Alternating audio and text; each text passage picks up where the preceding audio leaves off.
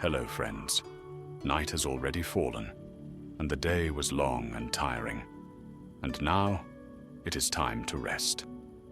As always, I will tell you a kind legend that once took place in our beloved Middle-earth. So, settle in comfortably, gently close your eyes, and let our journey begin.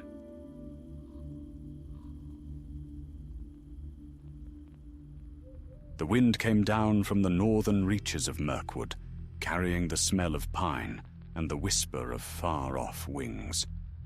Morning sunlight, pale and thin, touched the mossy eaves of Rosgobel, where the wizard Radagast made his dwelling. His house was half covered in ivy, roofed with leaves and thatch, and ringed by trees that bent close like old friends. Birds fluttered among them in cheerful confusion, sparrows, finches, and even a bright jay that had learned to mimic the wizard's cough. Radagast the Brown rose early that day. He was not, by nature, a creature of haste. His robe was patched with leaf stains, and his hat drooped like an old mushroom. Yet his eyes were bright and kindly, filled with the quiet watchfulness of one who had spent centuries listening to the language of wild things. He poured water into a stone basin where a pair of hedgehogs were washing their paws. "Ah, my prickly friends," he said softly. "There's a chill coming early this year. The forest knows it before we do." The hedgehogs only snorted and went back to washing. From the edge of the clearing came the call of a thrush. Radagast turned. The bird circled once, then alighted on the sill, feathers trembling with excitement. "News?" the wizard asked. "News," the thrush chirped, puffing his chest. "A grey wanderer rides from the south, fast as if chased by the wind." Radagast frowned. "A grey wanderer? Ah, that would be him." Before the hour was over, Gandalf the Grey rode into Rosgobel on his sturdy horse, his cloak streaked with dust. Radagast hurried out to meet him, nearly tripping over a rabbit on the path. "Gandalf, my old friend, what brings you to my humble tangle of twigs and feathers?" Gandalf dismounted, brushing leaves from his sleeve. "Dark tidings, I fear. Always dark these days." His voice was low and grave, but there was warmth in his eyes when he looked upon Radagast. "I would not come uninvited, unless the matter were dire." They entered the house. The air was heavy with the scent of herbs and damp wood. Small creatures peered from corners as Gandalf sat by the hearth, lighting his pipe. Smoke curled lazily upward, painting the rafters in soft blue haze. "The woods to the south are not as they were," Gandalf began. "My travels brought me near the borders of Dol Guldur, and I felt a stirring there. The shadow grows again, though Sauron himself is gone for now. I need eyes and ears in that forest, and yours are keener than any mortal's." Radagast stirred uneasily. "Dol Guldur. I have not gone near that cursed place in long years. The beasts grow silent there. The trees speak in whispers of dread." "That is why I ask this of you," Gandalf said. "Something is poisoning the heart of Mirkwood once more. Beasts have vanished. The very air grows heavy. If the shadow rises again, we must know it before it spreads." Radagast looked toward the window, where the sunlight trembled through branches, heavy with autumn gold. He loved the quiet rhythm of his days, the tending of beasts, the soft talk of leaves, but he could not deny the truth in Gandalf's words. "I am no warrior," he murmured. "My craft lies with the small and the gentle." Gandalf smiled faintly. "Even the smallest creature may serve the cause of good. You know that better than I." He rose, setting down his pipe. "I go west to look into another matter, but I trust you to find what hides beneath those darkened trees." Radagast sighed and scratched his tangled beard. "Very well. I will go, though I suspect the forest will laugh at me for trying." "The forest loves you more than you think," Gandalf said. He clasped Radagast's shoulder, then turned to leave. "Take care, my friend. Shadows creep quietly. And remember, fortune is a fickle ally." When Gandalf had gone, the house seemed emptier, though it still hummed with the chatter of creatures. Radagast stood in the doorway, long after his friend had vanished down the trail, watching the birds wheel above the treetops. At last, he turned to the thrush perched on the roof beam. "Rilban," he said, "it seems we have work to do." The thrush tilted his head. "Southward, then?" "Aye," Radagast replied, "to the borders of Dol Guldur." That evening, as the light faded, the wizard gathered his staff, a gnarled length of oak, smooth from many years of use. He filled a small pouch with dried herbs and seeds, slung it over his shoulder, and stepped into the forest. The air grew cooler beneath the trees.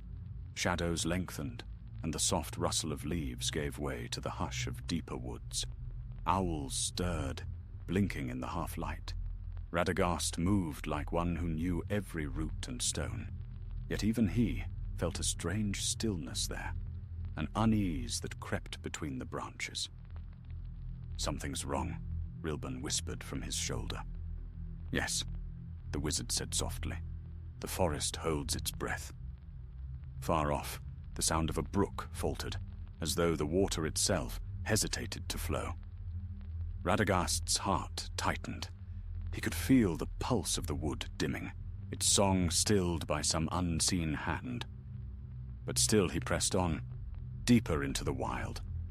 For though he called himself no hero, the brown wizard had a heart as brave as any who walked beneath the stars. And so began the journey of Radagast, the unlucky, though he did not yet know what fate the forest held in store for him. The path southward wound through the tangled heart of Mirkwood, where the trees grew close and their boughs intertwined like the fingers of sleeping giants. Sunlight struggled to reach the forest floor, and when it did, it came in thin, trembling shafts that painted the air with gold dust. Radagast moved quietly beneath the canopy, his robes brushing against ferns slick with dew. Rilban, the thrush, fluttered from branch to branch above him, his small eyes keen and bright. For many days they walked. Radagast seldom kept to a road, for none ran straight in that darkened wood. He followed the signs that beasts left behind: a broken twig, a paw print in the mud, a feather caught in a spider's thread. At times he would pause to speak to a squirrel or a crow, trading soft words in the tongues of the wild. Yet their answers troubled him. "The deer have gone east," one squirrel chattered nervously, tail twitching. "The roots taste bitter. The earth sleeps." "Sleep?" Radagast asked. "Or something worse?" The squirrel only shivered and fled into the branches. Each night he camped beneath the shelter of the trees, his fire small and smokeless. He would sit long after darkness fell, listening to the forest breathe. Once when he slept, he dreamed of a shadow creeping through the roots of the world, coiling like a snake beneath the soil. He woke before dawn, his heart heavy and his brow damp with sweat. On the fourth morning, he came upon a glade he remembered well from long ago. There, a great oak stood at the center, its trunk hollowed by age, yet still strong. In elder days, he had often rested there while traveling between Roscobel and the Southern Watch. But now, the place was silent. The leaves of the oak hung limp, their edges blackened as if touched by fire. No birds sang. Even the air smelled wrong, a faint odor of ash and rot. Radagast knelt by the roots and laid his palm against the bark. The wood was cold, lifeless. "The heartwood burns from within," he murmured. "But by what flame?" Rilban fluttered down beside him. "There's something else here," the thrush said softly. "Listen." Radagast stilled his breath. From beneath the silence, faint and distant, came a murmur, a low, throbbing hum, like a voice buried deep beneath the ground. He pressed his ear to the earth. The sound grew stronger, a pulse of dark will echoing through the soil. It was the rhythm of something unnatural, something born of shadow and malice. He rose quickly, brushing the dirt from his robe. "We must move on," he said. "The forest's sickness grows worse the nearer we come to Dol Guldur." That night, he found no rest. Strange lights glimmered between the trees, pale green sparks that drifted like will-o'-the-wisps. Once, he thought he heard laughter, faint and cruel, fading as soon as he turned his head. His fire burned low, though he had fed it well. Rilban huddled close to him beneath his cloak, trembling. At dawn, the forest changed. The trees thinned, their trunks blackened and twisted.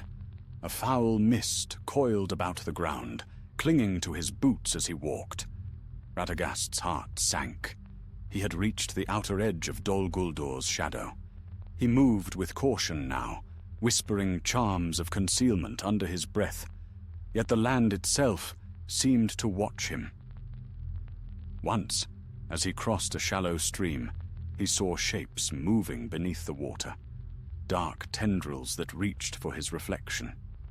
He struck his staff upon the stones, muttering an ancient word, and the things withdrew with a hiss.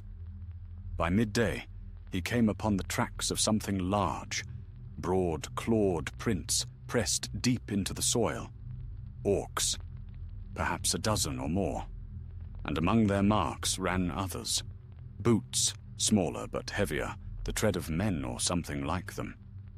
Radagast bent low to examine them. They were fresh. He followed the trail cautiously until he heard voices. Slipping behind a fallen tree, he peered through the undergrowth. In a clearing below, a band of orcs had gathered around a fire, their faces lit with sickly orange light. Beside them stood a tall figure cloaked in black, his hood drawn low over his face. In his hand, he carried a staff of dark wood, and the very air about him seemed to ripple with cold. Radagast's breath caught. The presence of a sorcerer here could mean only one thing. Dol Guldur was stirring again. He leaned closer, straining to hear their words. "The master will not wait long," the black figure said, his voice like the rustle of dry leaves. "The foundations must be made ready before the moon wanes. He returns sooner than you think." An orc grunted. "And what of the elves? They watch the borders." "They will not see," the sorcerer hissed. "The forest blinds them. It bends to our will now." Radagast's heart beat hard against his ribs. The master will not wait long. Could it be that one of Sauron's servants sought to rebuild his stronghold here, even after the Dark Lord's flight to the east? He was about to retreat when his foot slipped on a root. The sound was soft, but in that dreadful silence, it was enough. The black-robed figure turned sharply. "Who's there?" Radagast ducked behind the log, clutching his staff. The orcs growled, drawing blades. He whispered a hurried charm, an enchantment of concealment, but his voice shook, and the spell came out wrong. Instead of muffling his scent, it released a burst of sweet pollen that made the nearest orc sneeze violently. "Intruder!" the sorcerer shouted. Radagast sprang to his feet and bolted through the trees. Arrows hissed past him, thudding into the bark. He raised his staff, crying out to the creatures of the wood, "Aid me, my friends! Lend me your wings and claws!" At first, nothing happened. Then came a rush of sound, the beating of wings, the screech of hawks, the chitter of 1,000 squirrels and bats. They swarmed from the branches, a storm of living fury. Startled, the orc stumbled back, swiping at the air, but Radagast's luck, as ever, was mixed. The spell he had cast was wild, unfocused. The beasts, maddened by fear and magic, turned upon everything in their path. Birds dived at orcs and wizard alike. Squirrels clawed his robes. A wild boar burst from the thickets, charging blindly. "Peace! Peace, I said!" Radagast cried, waving his staff. "Not me!" The chaos gave him just enough time to flee.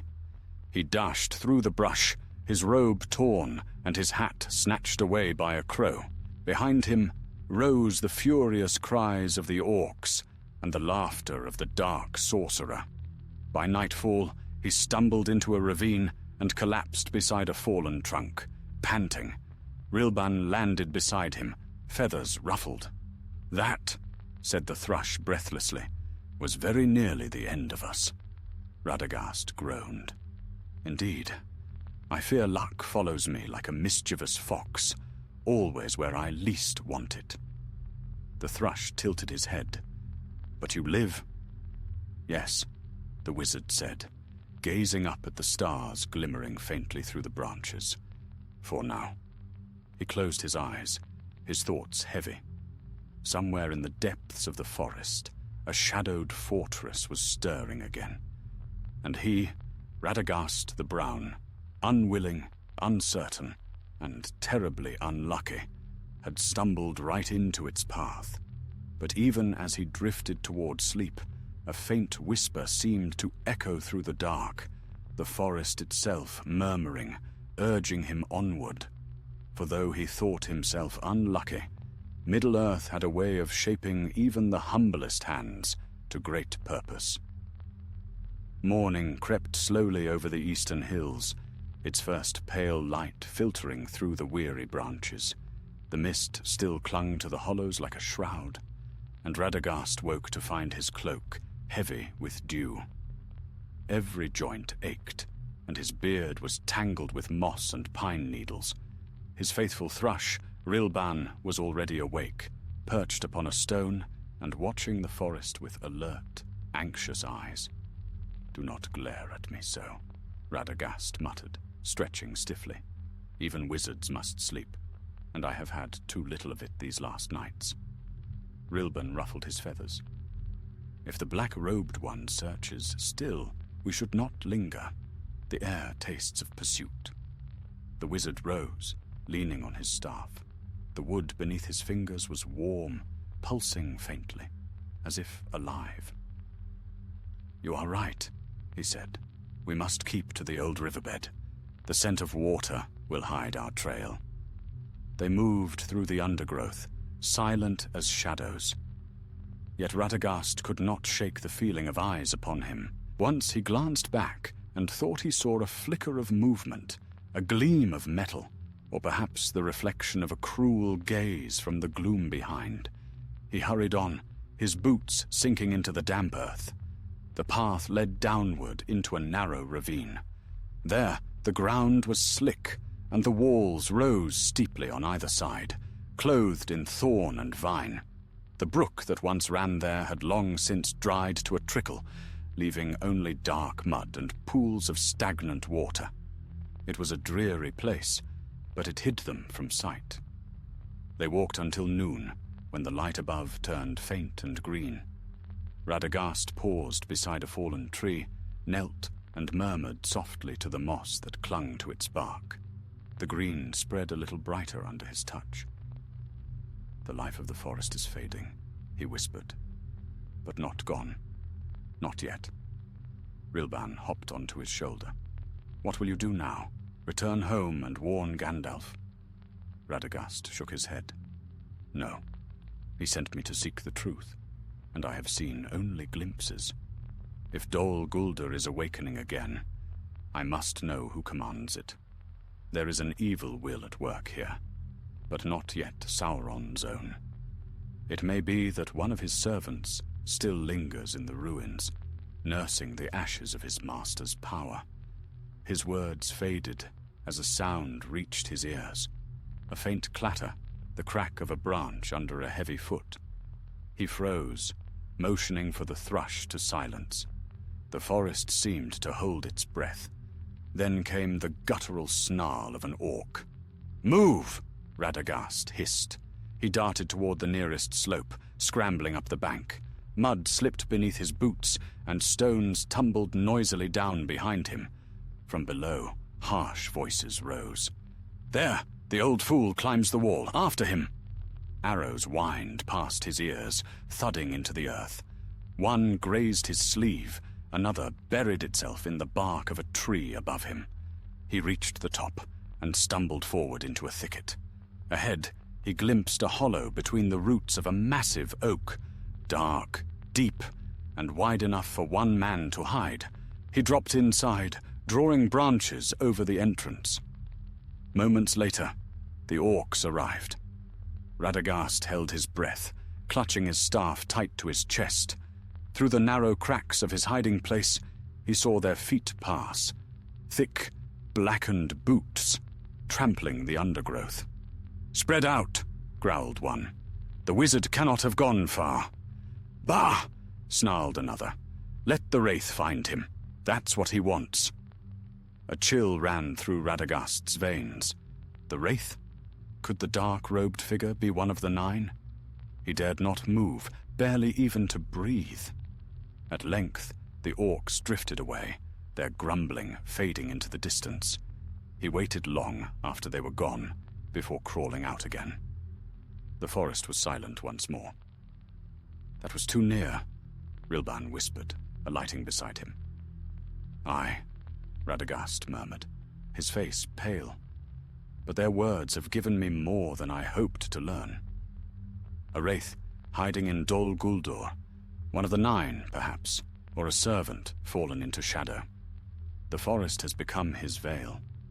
He stood for a long moment, staring toward the south where the dark hills loomed faintly between the trees. Then he set his jaw. "We go on." By dusk, the land began to rise. The air grew heavy with the smell of damp stone and decay. Black thorns tore at Radagast's robe as he climbed. The trees here were dead, white and brittle, their branches like bones against the sky. Beneath them, the earth was scorched and cracked, and strange fungus glowed faintly in the gloom. When night came, the moon shone weakly through the mist, lighting the ruins of an ancient road. Stones lay broken and half-buried, their carvings worn to dust. Radagast knelt, brushing moss from one of the slabs. Faded letters, in a tongue older than men, glimmered faintly. "Elvish," he murmured. "These stones once marked the way to Amon Lank, the hill where Dol Guldur stands." Rilban shivered. "Do we truly mean to go there?" "I mean to look," Radagast said grimly. "Only look. I would not set foot upon that hill unless I must." They crept onward until the trees thinned, giving way to an open glade. Beyond it rose a dark mound, crowned by jagged ruins. No light shone there, yet the air itself seemed to shimmer with malice. Radagast felt the weight of it pressing upon his mind, dull and suffocating. A whisper floated through the night, so soft it might have been the wind. "Come nearer." He took a step forward, unthinking. Then Rilban struck his cheek with a wing. "No, master! That is no voice of wind!" Radagast blinked and staggered back, heart pounding. The spell, if spell it was, broke. He saw now that the darkness on the hill was not still, but moving, twisting like smoke. Within it flickered the faint outline of a figure. Tall, hooded, spectral. "The wraith," Radagast breathed. "By the stars, it is true." He crouched low, clutching the thrush to his chest. The ghostly form drifted along the ridge, its gaze sweeping the woods below. Then, as if sensing something, it turned toward him. The air froze. A voice like the clash of iron filled the night. "I smell the meddler, the fool of the forest." Radagast stumbled backward, panic rising in his throat. He thrust his staff into the ground and muttered an incantation. The earth trembled faintly, roots stirring beneath the soil, but his fear scattered the words. The power fled his grasp. The wraith lifted its hand. Shadows lengthened, crawling like serpents through the grass. Radagast turned and fled. Branches whipped his face as he ran. The forest groaned, trees swaying as if in pain. The darkness followed, silent but swift, a wave of cold sweeping through the wood. He burst into a clearing, breath ragged. "Help me, O forest! Hide me from this evil!" he cried. For a moment, nothing answered. Then, deep within the earth, something stirred. The trees creaked, their roots twisting, and the ground split open in a spray of dirt and roots. A tangle of vines rose around him, weaving into a living wall. The wraith's shadow struck against it like a storm of ice. A scream, harsh and hollow, split the air. The darkness recoiled, seething. Then it withdrew, fading into the night. Radagast fell to his knees, trembling. The vines sank back into the ground, leaving only the scar of their passage. Rilbun landed beside him. "You live again, my unlucky master." Radagast laughed weakly, though it sounded more like a sob. "Unlucky indeed. It seems even the shadows know my name now." He gazed southward, where Dol Guldur loomed like a wound against the stars. "But I have seen enough. The White Council must be warned." He rose unsteadily, leaning on his staff. Above him, the forest sighed, and for the first time in many nights, the wind smelled faintly of rain instead of rot. Yet far away, upon the hill of Dol Guldur, a cold light flickered once, then went out. The hunt was not over. The forest was drenched in silence when dawn came again, grey and heavy, as if the light itself feared to touch the land. Mist lay in low, creeping coils about the trees, and what leaves still clung to their branches hung limp and blackened. Radagast walked as one pursued, his cloak torn and damp, his staff caked with mud. Rilbun, weary from long flight, perched close upon his shoulder, silent now except for the occasional tremor of his wings. For many leagues they passed through the dying woods, where no bird sang, and even the insects seemed struck dumb. The smell of decay hung thick in the air. Once, Radagast knelt beside a pool, its surface still as glass, and saw beneath the water the bones of small creatures, foxes, rabbits, and deer, their shapes bleached and twisted. He turned away quickly, muttering a prayer to Yavanna for their spirits. "This is no mere blight of nature," he said softly as they went on. "It is a poisoning of the earth itself. The wraith's shadow seeps through every root and leaf." Rilbun gave a faint chirp of agreement, and yet the trees do not flee. "They cannot," Radagast answered. "They are bound to their soil. But they remember. Oh yes, they remember every footstep that treads upon them. If only I could make them speak clearly." He paused beneath a great ash tree whose trunk was split by lightning. Laying his palm against its rough bark, he whispered ancient words in the tongue of the Valar. For a long moment, nothing stirred. Then a deep groan came from within the wood, slow and mournful. Radagast listened, eyes closed. When he opened them again, they were full of sorrow. "It told me what I feared," he murmured. "The wraith has called forth a sickness that roots itself in fire. Beneath Dol Guldur, something is being forged, a vessel for dark power." "Forged?" Rilban tilted his head. "Like a weapon? Or worse," the wizard said grimly. "An anchor for spirit, perhaps, a thing through which the shadow may walk again." He rose and pressed on. Each step seemed heavier than the last, for dread gnawed at him like hunger. Yet his resolve did not waver. Though he was weary, though luck often turned against him, Radagast had never abandoned a living thing in need, and the forest was as dear to him as any friend. By midday, they reached a hollow where an old watchtower had once stood. Its stones lay scattered and moss-grown, and a single column leaned drunkenly among the weeds. Here Radagast chose to rest.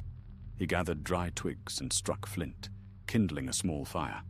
The flame burned low, struggling against the damp air. For a while he sat in silence, lost in thought. At length he spoke, half to himself. If only Curunir were here, his mind for craft might pierce this riddle. But he sits in his tower, gazing into crystals, while the woods rot beneath his nose. Rilban hopped closer to the fire, warming his wings. "Do you trust him still, master?" Radagast sighed. "He is wise, wiser than any of us. But wisdom alone does not make a heart pure." He poked at the embers with his staff. "No matter. I must act with the gifts I have, not the ones I wish for." The forest beyond the clearing rustled suddenly, faint but unmistakable. Radagast's head snapped up. He caught a glimmer of movement, shadows shifting between the trees, silent as smoke. The hair along his neck rose. He doused the fire and crouched low, motioning to Rilban to hide. A moment later, a group of orcs emerged from the undergrowth, snarling softly to one another.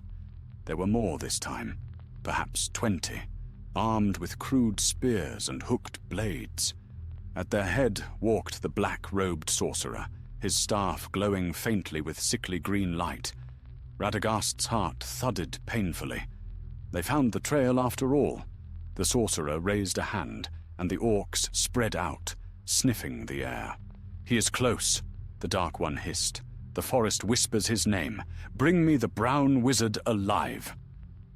Radagast did not wait to hear more. He pressed his hand to the ground and whispered swiftly, calling upon the deep roots that still remembered him. The earth shivered, and a web of vines crept outward through the soil. He ran then, the forest seeming to bend slightly around him, branches lowering as if to shield his passage. The chase that followed was long and desperate. The orcs shouted, their rough voices echoing through the woods. Arrows hissed past his ears. Axes bit into trunks as they hacked through the undergrowth. Radagast stumbled, caught himself, and ran on. His robe snagged on thorns, tearing further. "South!" cried Rilban. "Toward the river!" But the wizard shook his head. "No, they expect that. Eastward, to the stone hills." They reached the edge of a ravine where water once flowed in better days. The slope was steep, but there was no choice.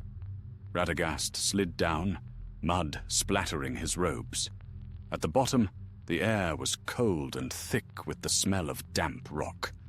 He turned sharply and waved his staff. "By leaf and by limb, close and guard," he shouted. The vines along the bank responded, twisting and knotting themselves together, forming a living barrier. Moments later, the first orc reached the top and plunged into the tangle with a scream as the thorns wrapped around him. Radagast fled deeper into the ravine. The ground soon leveled, opening into a narrow valley between two ridges. The cliffs here were scarred and ancient, carved long ago by elven hands. Strange runes glimmered faintly along their surfaces. The wizard stopped, leaning against his staff, breathing hard. "I know this place," he said. "It was called the Halls of Hirilorn, once a refuge for the woodland folk in the elder days." Rilban looked about uneasily. "It does not feel like a refuge now." "No," Radagast agreed. "But perhaps its stones remember old enchantments." He laid his palm against one of the carvings and whispered words of opening.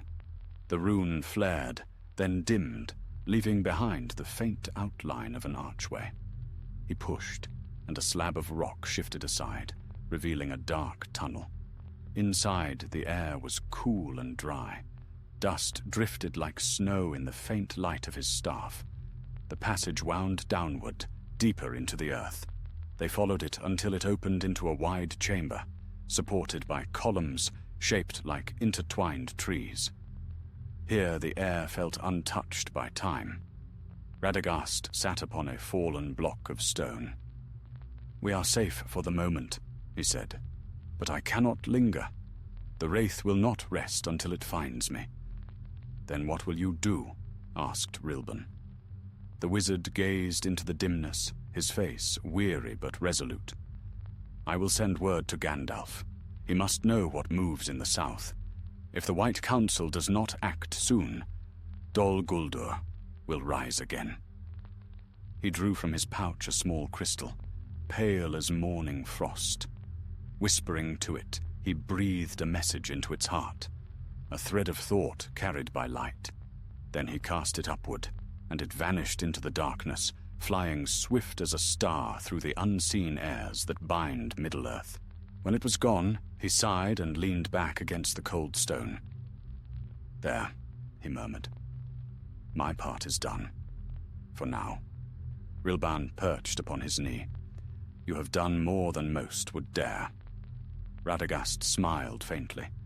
"Perhaps, but I fear my luck is not yet spent, and it seldom turns kindly."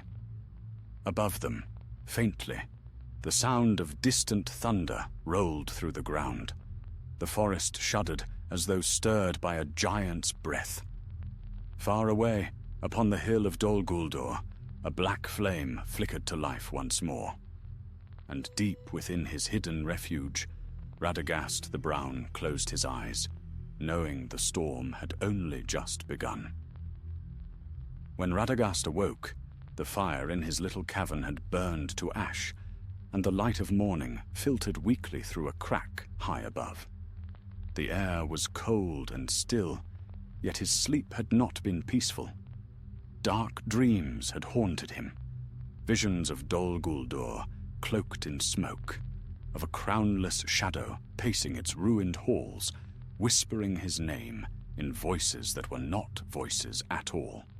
He rose, rubbing the stiffness from his limbs. Rilban perched nearby, feathers puffed and head tucked beneath one wing. The thrush stirred as Radagast moved, blinking sleepily. "Another day, my friend," the wizard murmured, reaching for his staff. "And I fear a darker one than the last." The thrush tilted his head. "Did the message reach Gandalf?" "I cannot yet tell. Those who ride the winds between worlds seldom speak their return," Radagast answered. "But I have faith in the old Grey Wanderer. If he yet walks the west, he will hear my call." They stepped out from the cavern into the ravine beyond. The air was damp, but the rain had ceased. Mist rose in slender veils from the ground, winding between the trees. For a moment, it seemed the forest breathed easier here, its sickness held at bay by the lingering power of the elven stones beneath which he had slept. Radagast knelt and touched the earth. "The old magic still hums faintly," he said. "Perhaps this place remembers when light walked freely beneath its boughs." Rilban gave a soft chirp. "If so, it hides it well. I hear nothing but the drip of water and the far-off beat of wings." The wizard frowned. "Wings?" "Yes," the thrush whispered. "Heavy wings, not of bird nor bat." A shadow passed above them, vast and fleeting. The trees swayed, though no wind stirred. Radagast looked up sharply, his heart quickening. For an instant, he glimpsed the outline of a shape, something large, winged, gliding through the mist high above. Then it was gone. "By the valor," he breathed. "Could it be one of the fell beasts?" "No, those should not yet walk this age." He gripped his staff, eyes narrowing. "Come, Rilban, we must not stay in the open." They moved quickly, keeping to the undergrowth. The trees grew closer again as they traveled northward, though the sickness still lingered in their roots. The silence deepened until even the whisper of leaves seemed strained. By noon they reached a ridge overlooking a wide clearing. What they saw below made Radagast's heart sink. The orcs had built a camp, rough palisades of sharpened stakes, fires burning low and acrid. Crude tents of black hide dotted the ground. At the center stood a stone altar, newly raised, ringed by torches that burned with green flame. Around it, a dozen orcs worked, hauling stones and bones to heap before their dark master. And there he stood, the black-robed sorcerer, his hood thrown back. His face was pale as death, his eyes hollow but gleaming with cruel light. He moved with the poise of one long dead yet unbowed. Radagast crouched low behind the ridge, barely daring to breathe. "He is no mere mortal," he whispered. "There's power in him still. Old, cold power." Rilban shivered. "You should leave. You've seen enough." The wizard hesitated. To turn away now would be safe. And yet he felt in his bones that this moment mattered. The forest had guided him here for a reason. Perhaps some secret lay in that altar. Some clue to the shadow's design. He crept forward, keeping to the bushes, until he reached the edge of the clearing. The orcs were chanting, their guttural voices blending into a hideous rhythm. The sorcerer raised his staff, and the torches flared brighter. Radagast's heart hammered. "A summoning," he murmured. "He calls to something beyond this place." The ground beneath him quivered. The air grew thick, heavy with the taste of iron and smoke. From the altar's center rose a thin column of shadow, twisting upward like a serpent. It coiled in the air, forming a shape. Vague, monstrous, winged. Rilban gave a strangled cry. "Master, it's him! It's the shape from the sky!" "Stay quiet," Radagast hissed. He pressed his hand to the soil, drawing upon what little strength still lingered in the land. His staff glowed faintly green, pulsing with the breath of the forest. "Return to the earth, shadow unbidden," he whispered fiercely. "Go back to the dark that bore you." The light from his staff spread in a circle around him, rippling through the roots and grass. The altar shuddered. The summoned shape wavered and hissed like steam. The sorcerer turned sharply, his gaze sweeping the trees. "Who dares?" he roared. "Who speaks against me in this place?" Radagast rose from hiding, standing tall upon the ridge. His robe fluttered in the foul wind that whipped through the clearing. "I am Radagast of Rosgobel, servant of the Valar and friend of all that grows beneath the sun. You will not foul this forest any longer." The orcs snarled and reached for their bows. The sorcerer's lips curled into a thin smile. "Radagast," he said, drawing out the name like a hiss. "The fool hermit, the beast friend. How far you have fallen from the counsels of the wise." "I stand where wisdom bids me," Radagast answered, though his voice trembled. "And that is against you." "Against me?" The sorcerer laughed, a sound sharp as broken glass. "I am but a shadow of a greater will, brown wizard. Strike me down, and the dark power will rise through another. Already the forest bends to him." Radagast lifted his staff high. "Then I will unbend it." He drove the staff into the earth. Light burst from its tip, green and gold, like sunlight through leaves. The ground split open, and from the cracks burst roots and vines, thick as serpents.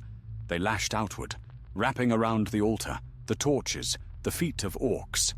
The camp dissolved into chaos. Radagast cried out words of power, his voice rising above the roars of battle. The vines surged, tearing down tents and crushing weapons. Fire sputtered and died. The shadow above the altar screamed as it unraveled, scattering into dark smoke. But the sorcerer was not undone. He raised his own staff, striking it against the stones. The air cracked with a sound like thunder. Black fire leapt forth, burning through the vines and hurling Radagast backward. The wizard struck the ground hard, his staff clattering from his grasp. Pain flashed through him. He tried to rise, but the sorcerer was upon him, his face pale and wrathful. "Did you think to match me? Fool of Rosgobel!" he spat. "You are nothing but a keeper of birds and beasts. You meddle in games beyond your strength." Radagast struggled to breathe. "Perhaps," he said weakly. "But even a keeper of beasts has claws." He whistled sharply. A moment later, the forest answered.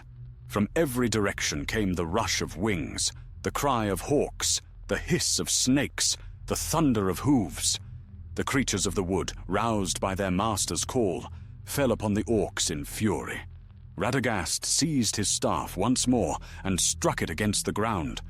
The vines renewed their surge, bursting upward to wrap around the sorcerer's legs. The Dark One howled, flinging his magic wildly, but his footing broke. The altar cracked in two beneath them, its stones falling inward with a roar. The clearing erupted into dust and smoke. Radagast staggered to his feet, half blinded. He saw the sorcerer tumble into the fissure below, his cry echoing as the earth swallowed him. Then, silence. The orcs were fled or dead. The fires were quenched. Only the whisper of wind through the trees remained. Radagast fell to his knees, exhausted. Rilban fluttered down beside him, trembling. "Is it over?" the thrush asked softly. "For now," said the wizard, his voice weary. "But I fear I have done only what the forest itself would have done, cleared away the deadwood. The roots of the shadow run deeper than I can reach." He looked southward once more, to where Dol Guldur loomed unseen beyond the trees. "This land needs more than my poor strength," he whispered. "It needs the full might of the wise." And as the evening light filtered weakly through the ruined clearing, Radagast the Brown, mud-streaked, battered and unshaken, knew that his message must reach them soon. For darkness was rising faster than any had guessed, and luck alone would not keep him alive much longer.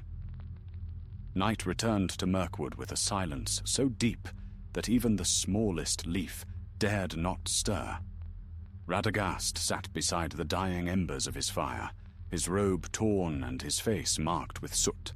His hands trembled slightly as he poured a few drops of water upon the wound at his arm, a burn left by the sorcerer's black fire.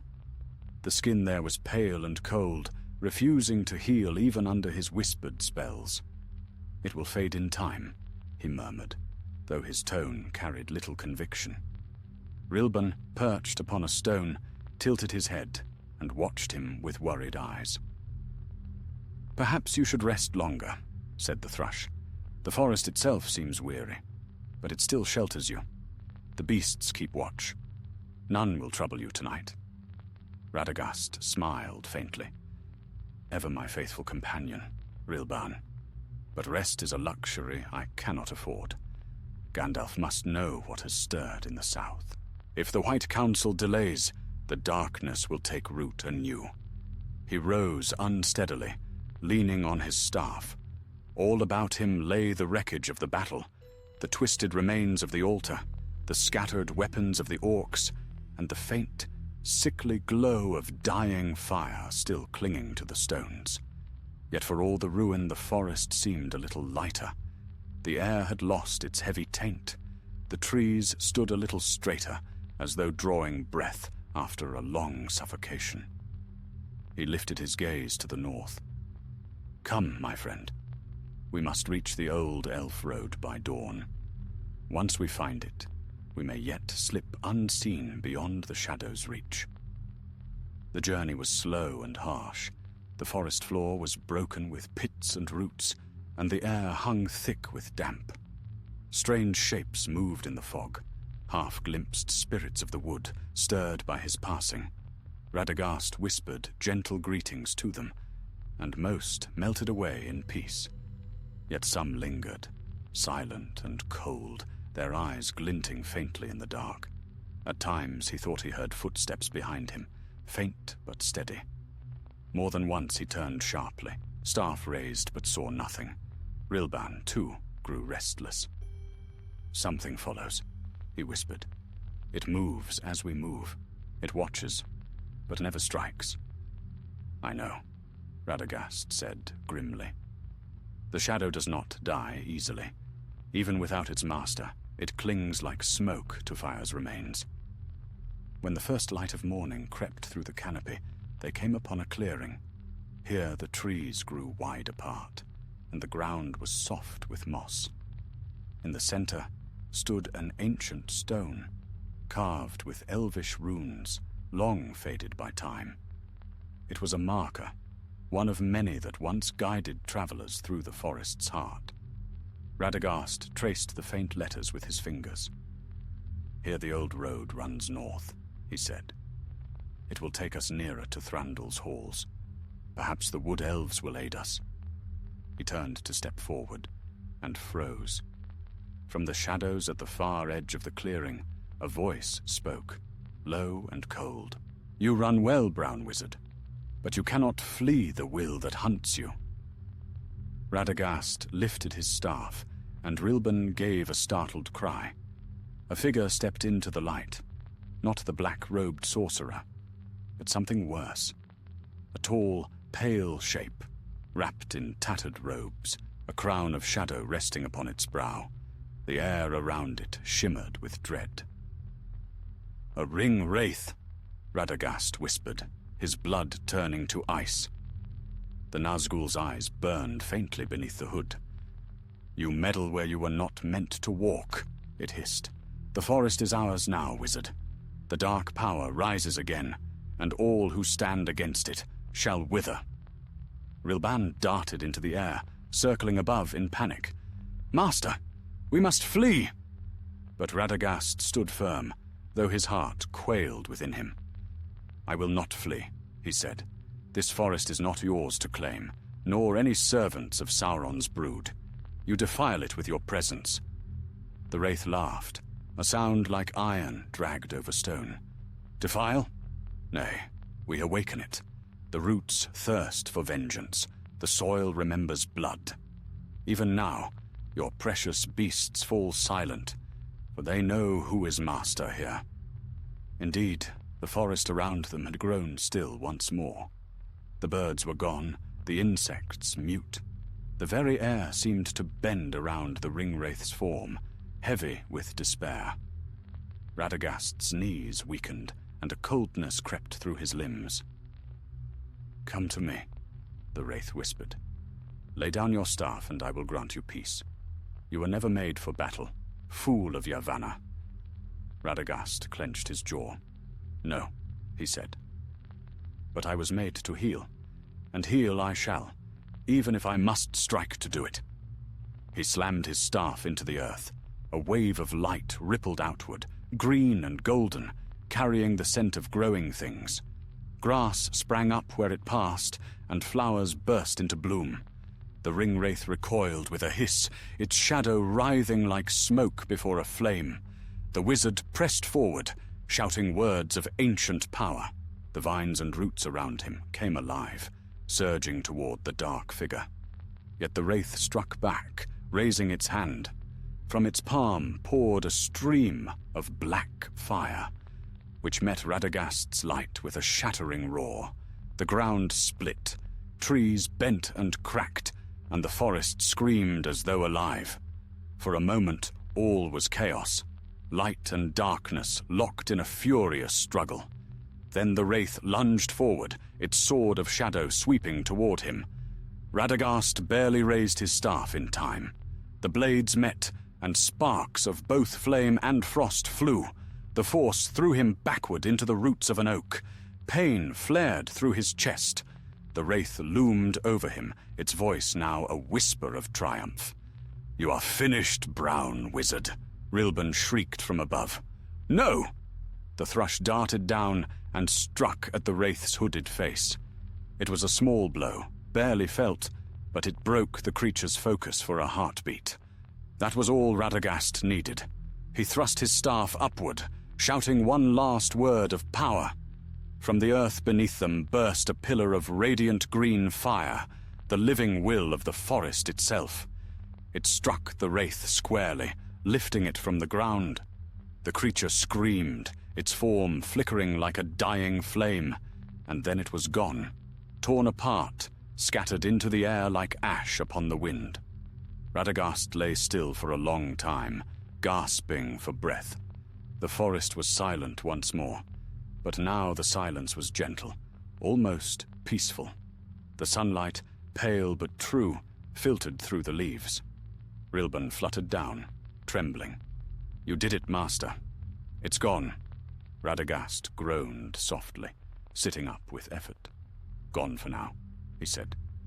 "But it will return. Shadows such as that do not perish so easily.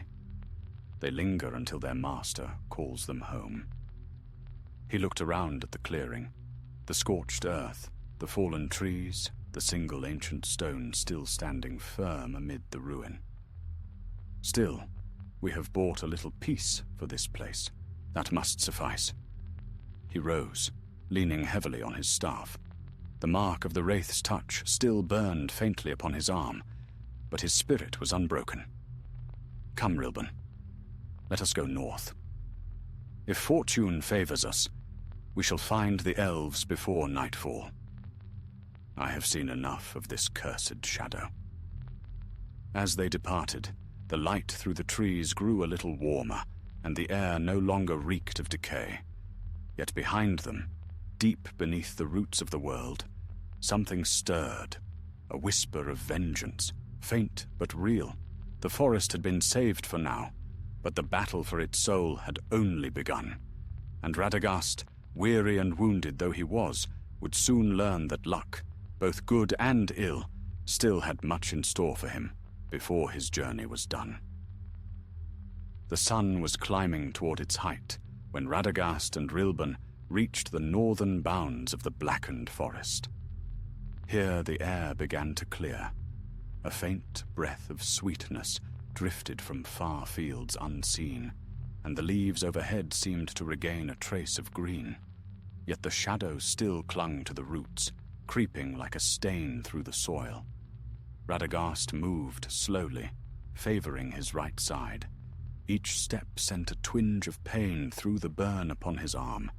Still, he pressed on, leaning on his staff, as a man might lean upon a friend. The thrush flew ahead, scouting the path, and returned often to whisper tidings in his ear. "There are elves near," Rilban said at last, alighting upon a branch. "I saw their banners, green and silver, hanging by the riverbank.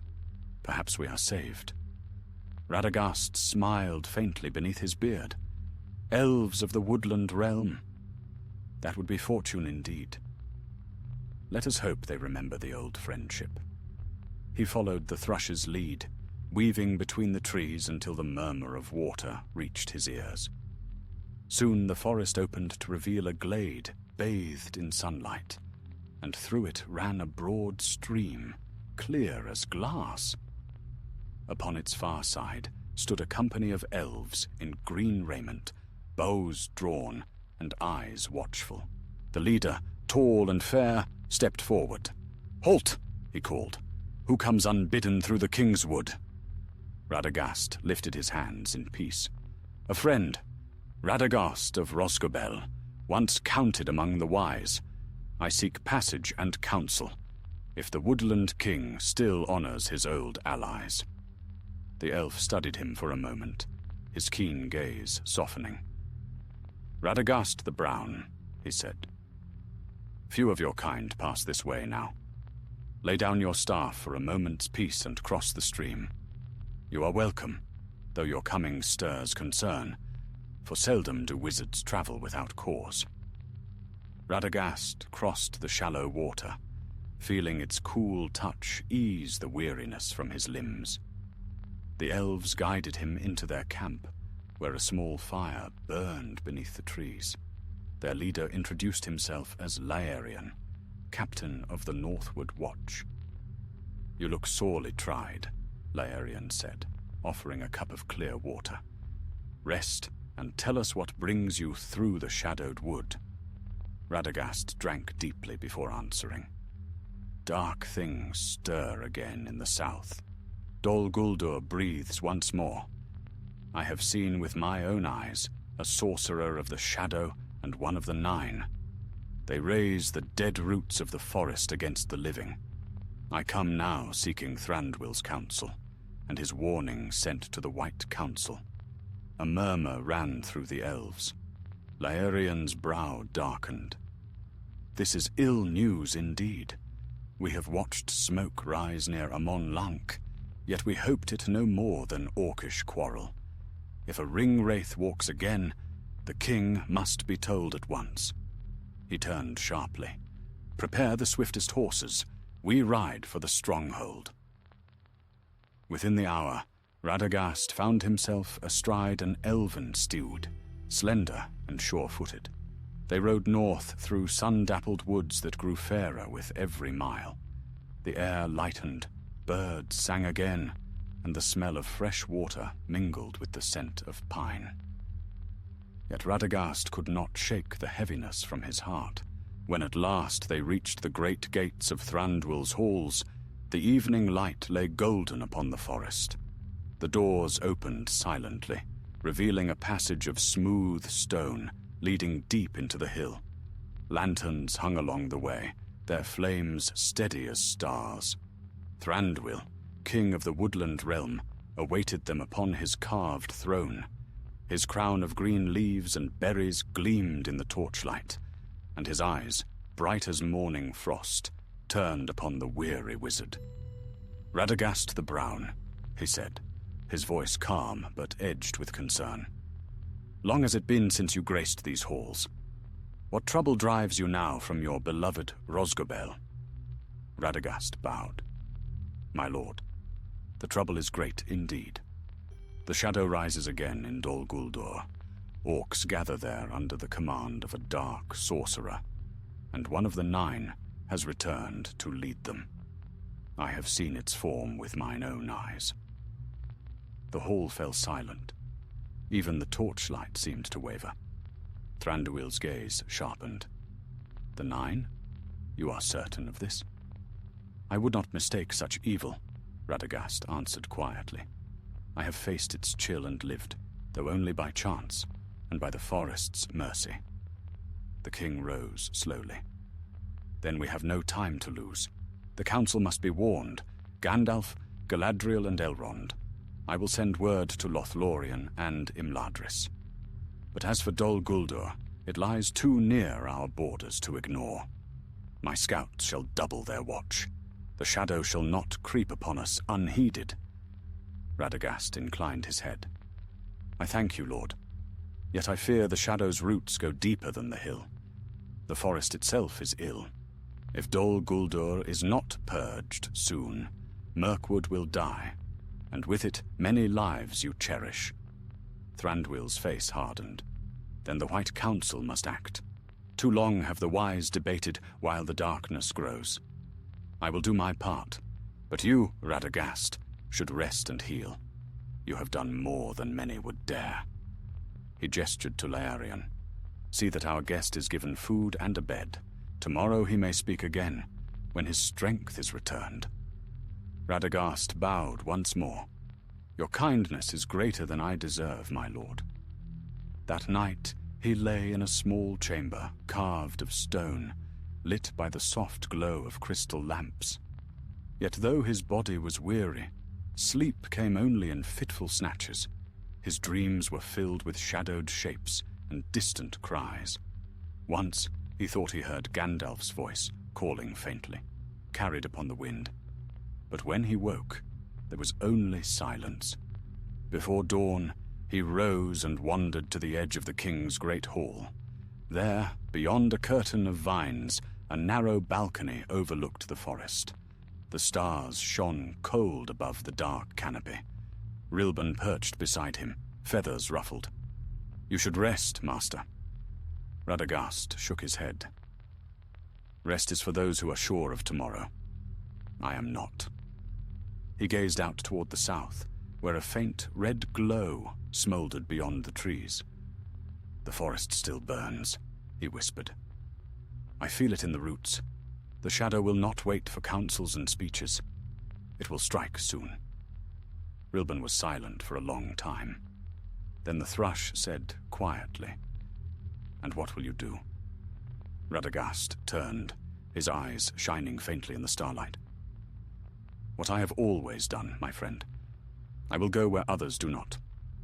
I will see with my own eyes, and I will not turn aside.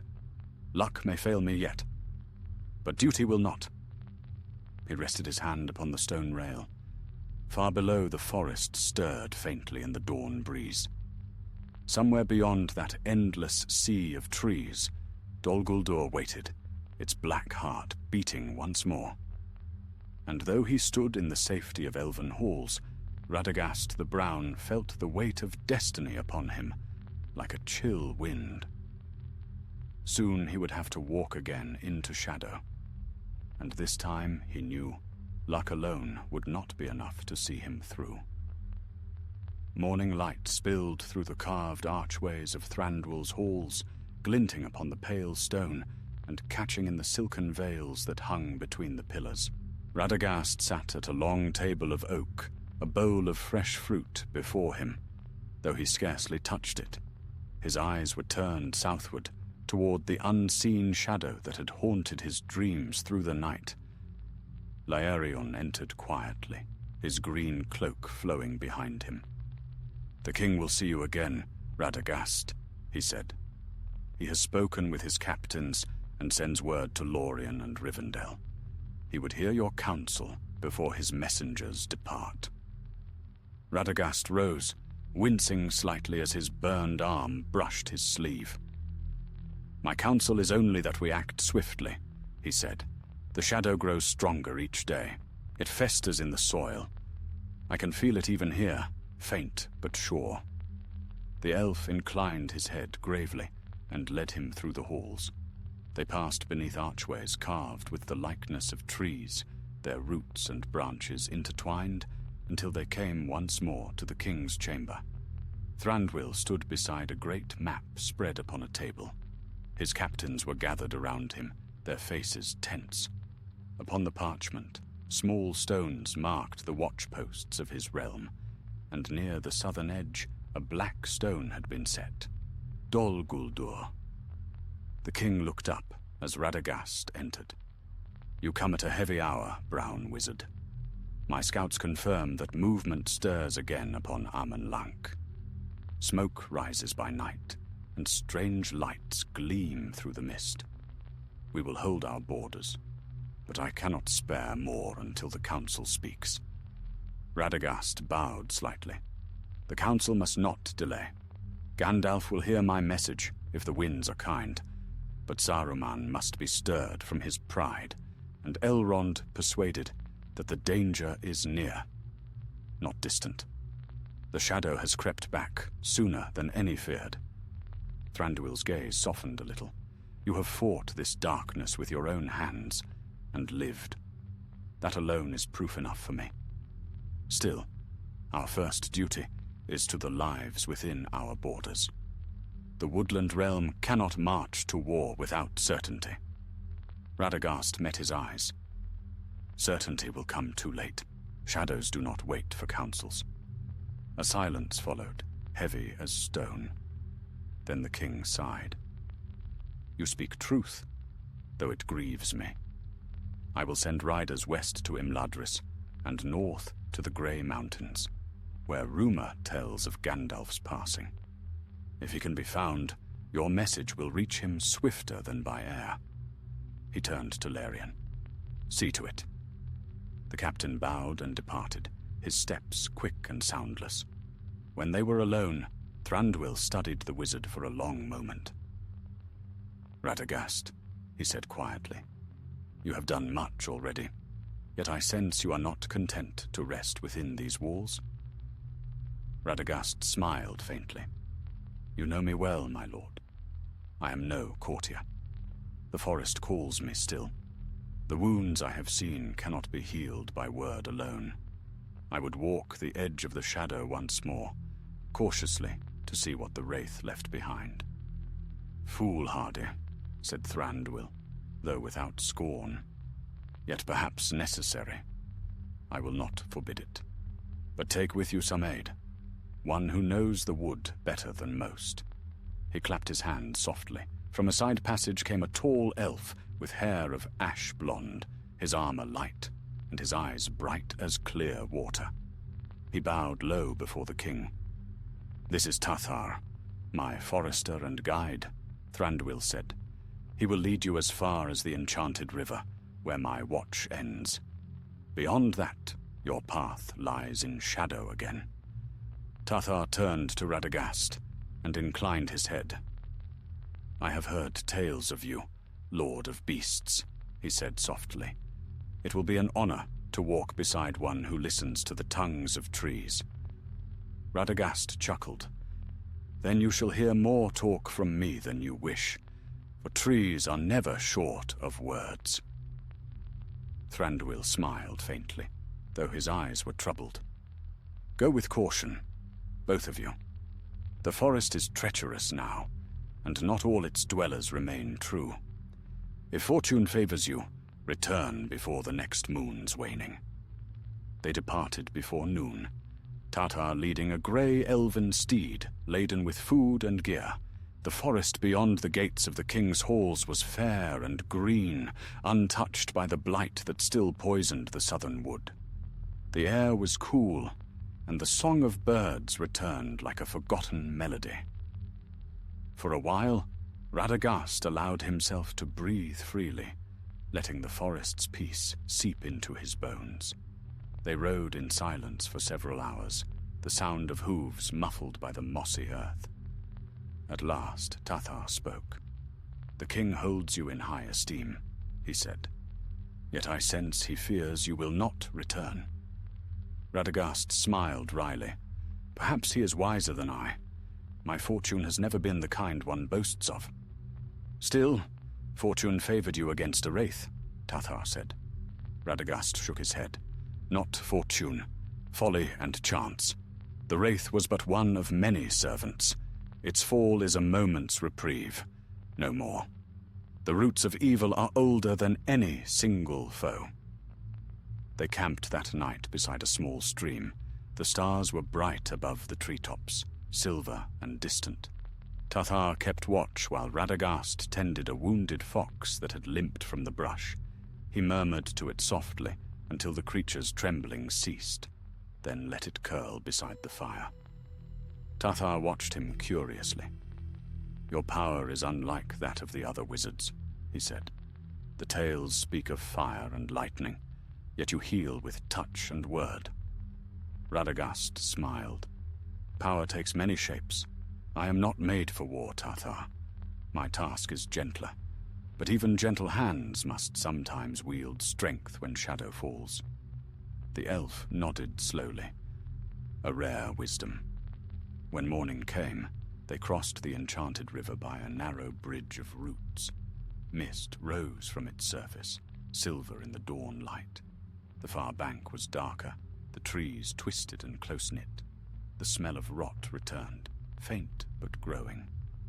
"This is as far as my charge extends," Tathar said. "Beyond this river, the king's watch ends. What lies south is wild again." Radagast dismounted. "Then I thank you, friend. You have brought me safely to the edge. I must go on alone." But Tathar hesitated. "I will not let you face the darkness unaided. My king charged me to guide you, and guide you I shall, though the path lead to peril." Radagast studied him for a moment, then nodded. "So be it. Yet remember, our foe is not one to meet with swords alone." They pressed onward together. The forest darkened once more. The sunlight faded to a dim green twilight beneath the branches. Strange whispers drifted through the air, and the ground was littered with bones of small creatures. The trees themselves seemed to lean closer, their trunks blackened and scarred. By evening, they reached the ruins of an ancient watchtower, half swallowed by ivy and stone. There they made camp, and Tathar lit a small fire. Radagast sat in silence, staring into the flames. "The shadow has spread further than I feared," he said. "Even here the soil is cold. The roots beneath us whisper of poison." Tathar frowned. "What do they say?" "That something still moves below," the wizard replied. "Not the wraith, but what it served. The forest's heart is stirring again, and its pulse beats from Dol Guldur." A gust of wind passed through the ruins, carrying with it a faint whisper. It might have been the sigh of the trees, or the echo of laughter, low and cruel. Radagast lifted his gaze toward the south. In the distance, the sky glimmered with a dim red light. "The storm begins anew," he said softly, "and we stand once more at its edge." The wind shifted in the night, bringing with it the cold breath of the south. Radagast woke before dawn, the embers of the fire still glowing faintly beneath the ash. Beside him, Tatar slept lightly, one hand resting on the hilt of his knife. Beyond their camp, the forest murmured, uneasy and watchful. The air was thick with the smell of damp earth and something else, something faintly metallic, like the tang of blood. Radagast sat up, his staff in hand. The fox that had followed them from the day before stirred as well, its ears twitching. It gave a low whine, staring toward the south where the trees grew blacker than night. The wizard laid a calming hand on its head. "Peace, little one," he whispered. "You sense it too, do you not? The dark is awake again." The first light of dawn crept through the trees, pale and uncertain. It did not drive away the shadows. It only revealed them more clearly. Radagast rose, shaking the dew from his robes. "Come, Tatar," he said softly. "The forest would have us move. It feels the stirrings of things better left sleeping." The elf was awake at once, keen eyes bright even in the dim light. "You mean to go further?" Radagast nodded. "Aye. We must see what the wraith left behind. The shadow's root lies near, and if we can mark its growth, we may yet find how deep it runs." They set out at once, moving southward along the remnants of an ancient path long forgotten. Moss covered the stones, and thorny vines hung low, snagging at their cloaks. The trees whispered overhead, though no wind stirred. The further they went, the heavier the air became, until even Tatar's sure steps slowed. "Something is wrong here," the elf murmured. "I hear no birds, no brook, not even the creak of boughs. It is as if the world holds its breath." Radagast stopped beside a great oak, whose bark was blackened as if by fire. He laid his palm against it and closed his eyes. "The breath you speak of is fear," he said softly.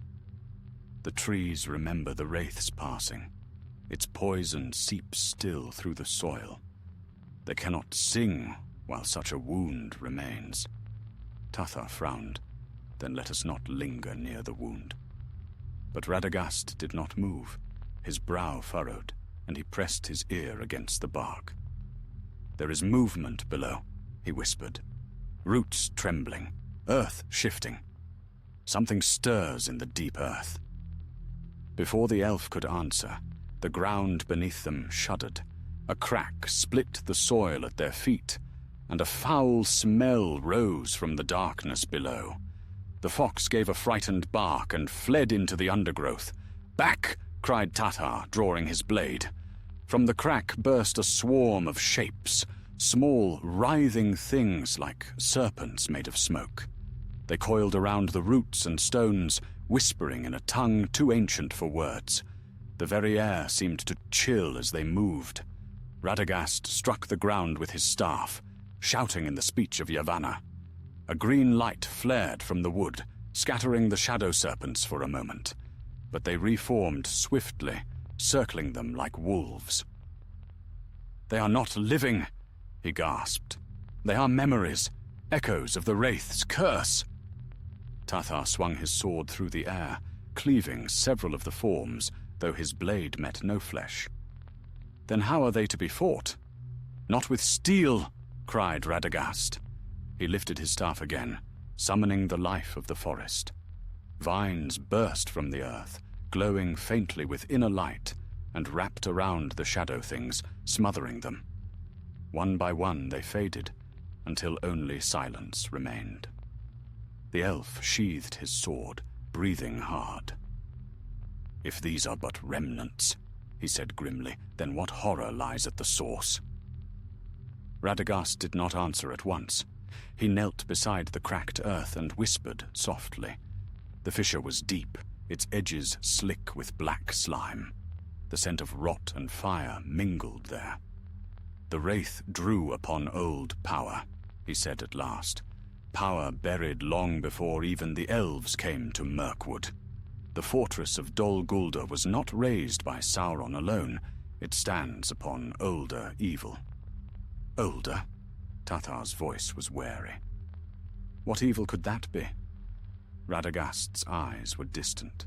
"There are things that lived in the dark before the shaping of this world. Some were servants of Morgoth, others lesser spirits, twisted by his hand. Not all were destroyed. Some were buried deep, and time forgot them. The Wraith has woken one such thing, though it sleeps still, half dream, half death." Tathar's hand went to his hilt again. "Then let us not wake it further." But Radagast's face was grave. "It may not sleep long, whether we wake it or no. Look." He pointed southward. Between the trees a faint red glow pulsed, slow and rhythmic, as though the earth itself breathed fire. A low hum filled the air, felt more than heard. It was a pulse, a heartbeat of the land. "The Shadow's heart," whispered the wizard. "Dol Guldur stirs again." They pressed on, though dread grew with every step. The trees grew twisted and bare, their bark split and oozing dark sap. The ground beneath their feet was soft and foul, and strange fungi glowed dimly along the roots. By afternoon, they reached a ridge overlooking a vast hollow. Below, the ruins of Dol Guldur rose from the mist, black and jagged. Smoke curled from its broken towers. Around its base crawled countless figures, orcs, goblins, and darker shapes yet unseen. Tathar drew in his breath sharply. "So many."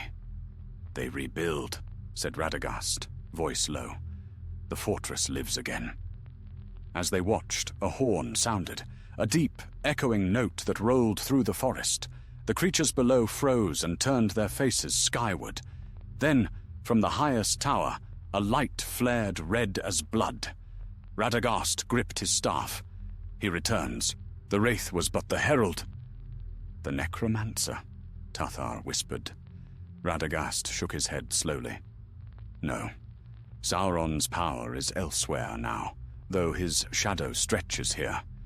This is another. One of his servants, sent to kindle the flame anew." They withdrew into the cover of the trees. The forest seemed to groan around them, heavy with fear. "We cannot face this alone," Tathar said. "We must go back, warn the king, the council, any who will listen." Radagast's gaze lingered on the fortress below. "Aye," he said quietly. "But before we flee, I must do one thing." He stepped forward, placing his staff against the earth.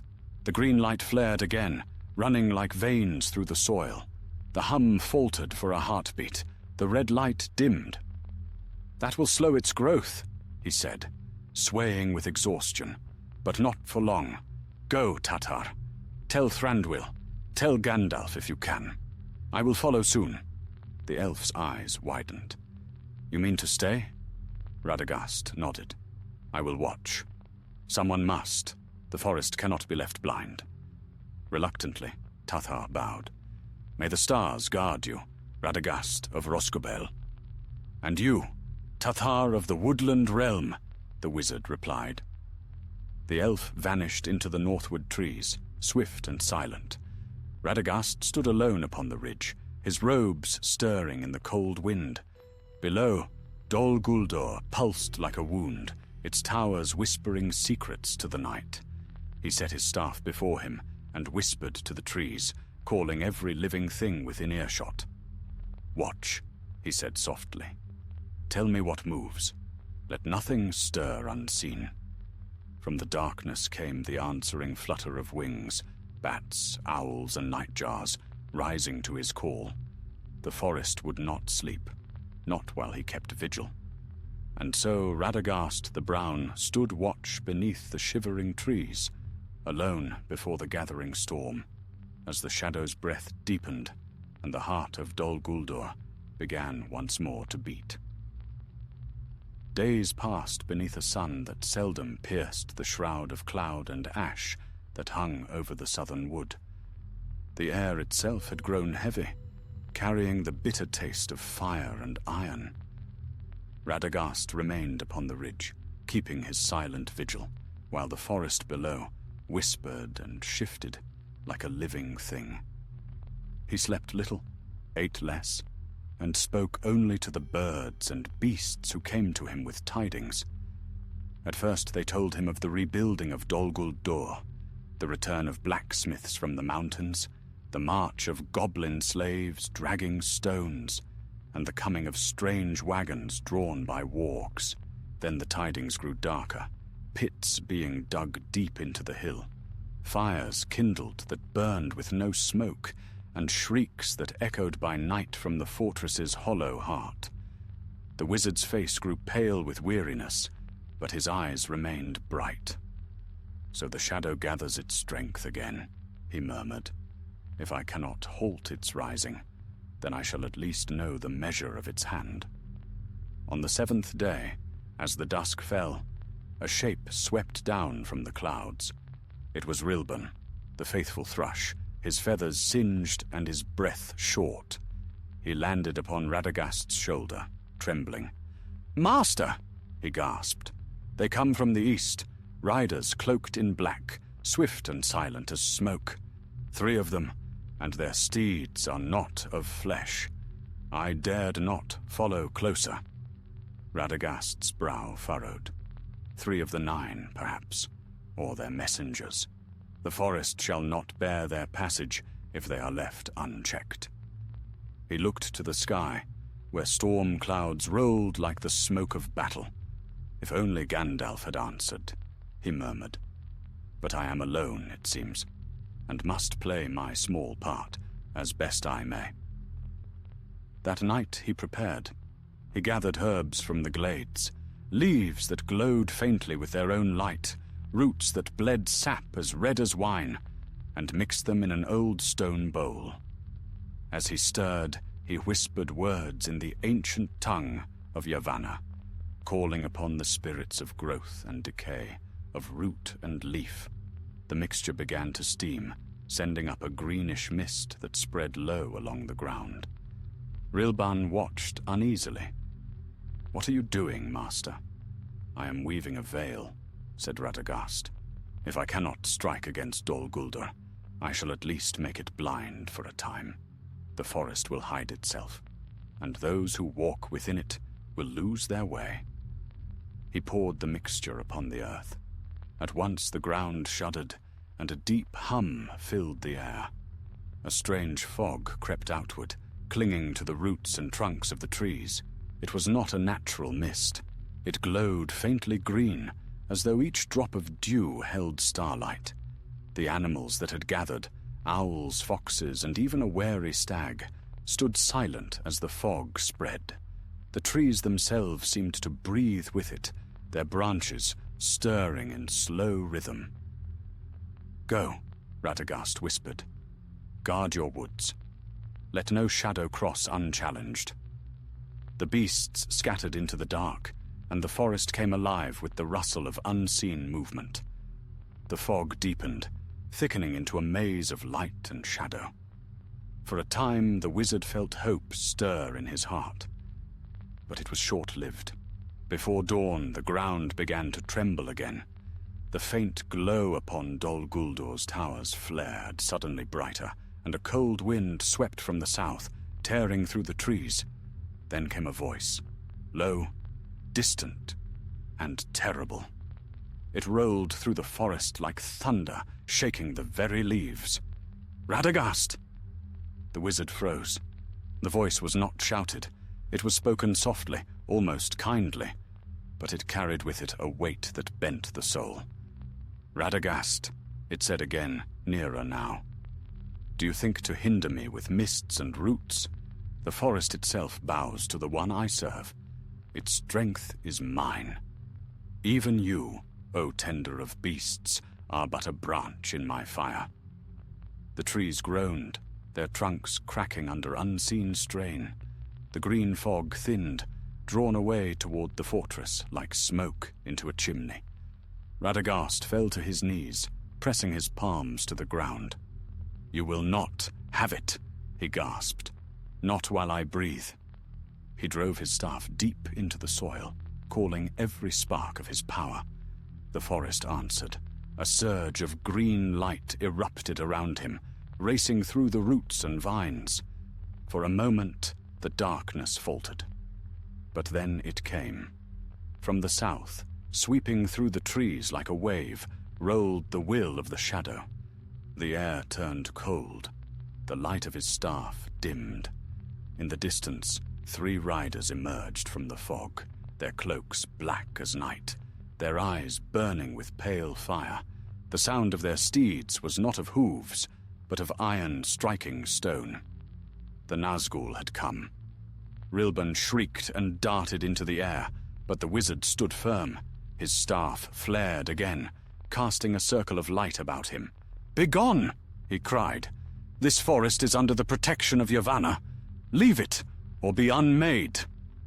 The lead rider halted at the edge of the light. A hiss escaped from beneath its hood. "Yavanna does not walk these woods," it whispered. "She has forgotten her servant, as the Valar forget all who linger too long in this fading world." Radagast felt the truth of that wound him more deeply than any blade could, but he did not falter. "If they have forgotten, then I will remind them," he said. "While one green leaf grows, their work endures." He struck the ground again. The light blazed outward in a great arc, and for an instant the riders were driven back, their forms wavering like smoke in wind. But their laughter, cold and hollow, echoed through the trees. "Your light wanes, fool of Rosgobel," the second rider hissed. "You cannot hold it long." They closed in, the circle shrinking.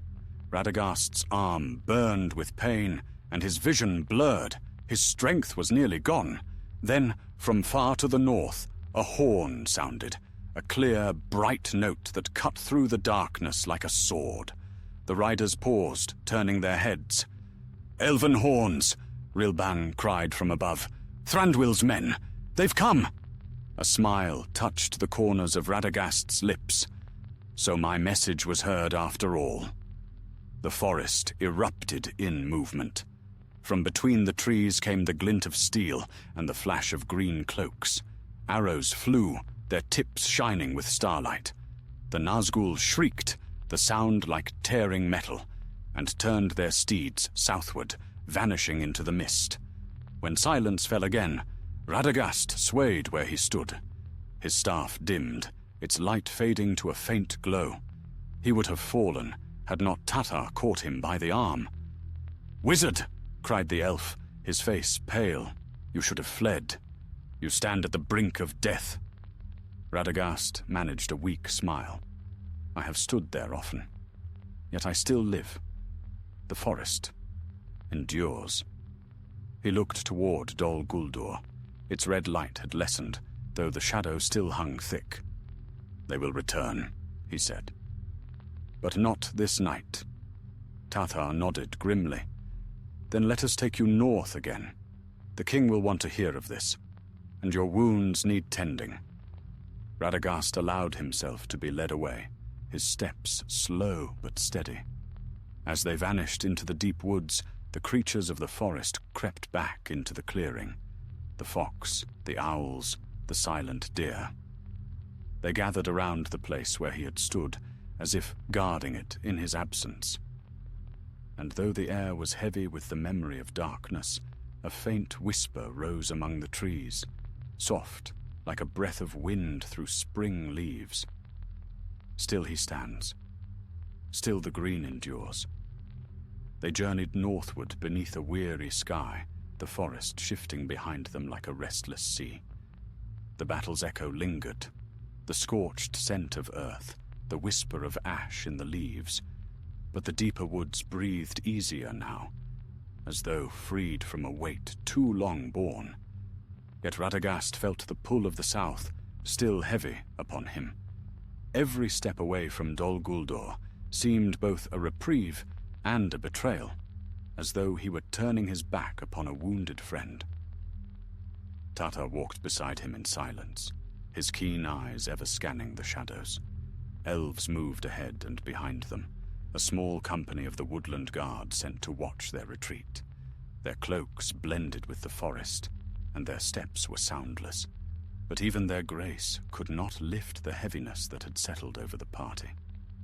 "Rest when you can," said Tatar softly, seeing how Radagast leaned upon his staff.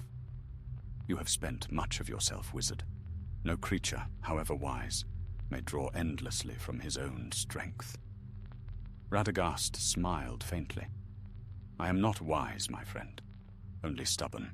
The forest lends me what I need, though I fear I have borrowed too deeply from it of late." They paused beside a brook that ran cold and clear from the northern hills. The water sparkled beneath the dim sun, untouched by the taint of shadow. Radagast knelt and cupped his hands, drinking deeply. The chill ran through him, sharp as crystal, and some measure of color returned to his cheeks. Rilban fluttered down beside him, feathers ruffled. "You have more lives than any creature I've known," said the thrush, "and more luck than sense." "Both have their uses," Radagast replied, "though I suspect luck will tire of me soon enough." As they rested, one of the elven scouts approached, bowing lightly. "Captain," he said to Tatar, "we have found signs of pursuit. A company of orcs trails us, perhaps 30 strong. They move swiftly." Tatar's expression darkened. "So the shadow sends its hounds." He turned to Radagast. "Can you walk faster?" "I can," said the wizard, rising. "But the forest can do more than I. Lead your company north, toward the river. I will delay them." Tatar shook his head.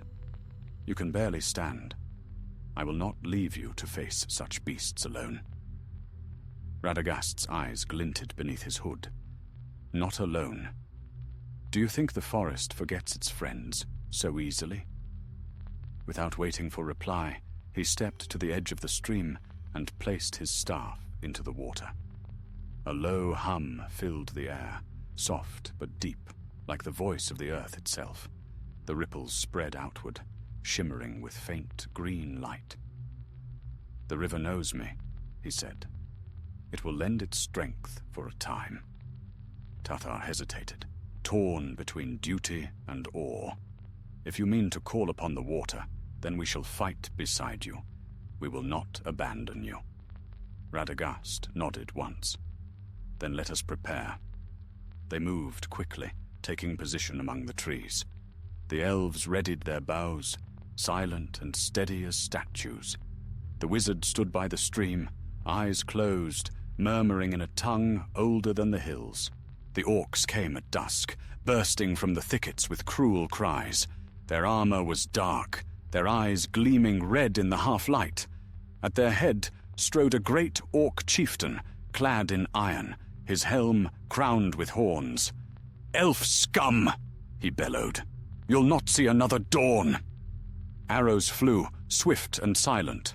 The first rank of orcs fell before they reached the stream, but the rest pressed on, snarling and hacking through the brush. The elves drew back in measured steps, firing until their quivers emptied. Then Radagast lifted his staff. The hum of the water grew louder, rising to a roar. The brook surged suddenly, swelling into a torrent that swept across the clearing. The orcs stumbled, cursing, their feet sucked into the mud. From the riverbank roots burst forth, great knotted limbs that wrapped around legs and weapons alike. "Now!" cried Tatar. The elves leapt from the trees, blades flashing in the dim light. The clash of steel rang through the forest. Radagast held fast by the stream, channeling its fury. The water churned and twisted, rising in tall spirals that struck down the foe like living whips. The chieftain roared and charged toward him, wading through the flood. His sword was black as tar, his strength immense. Radagast met him with his staff, and the two clashed upon the river's edge. Sparks flew as wood met steel. The wizard's feet slid in the mud, his strength waning. The orc raised his blade for a killing blow, but Rilban darted down from the branches, striking the creature's face. The chieftain swatted at the bird with a snarl, his blow faltering just long enough for Tatar's arrow to find his throat.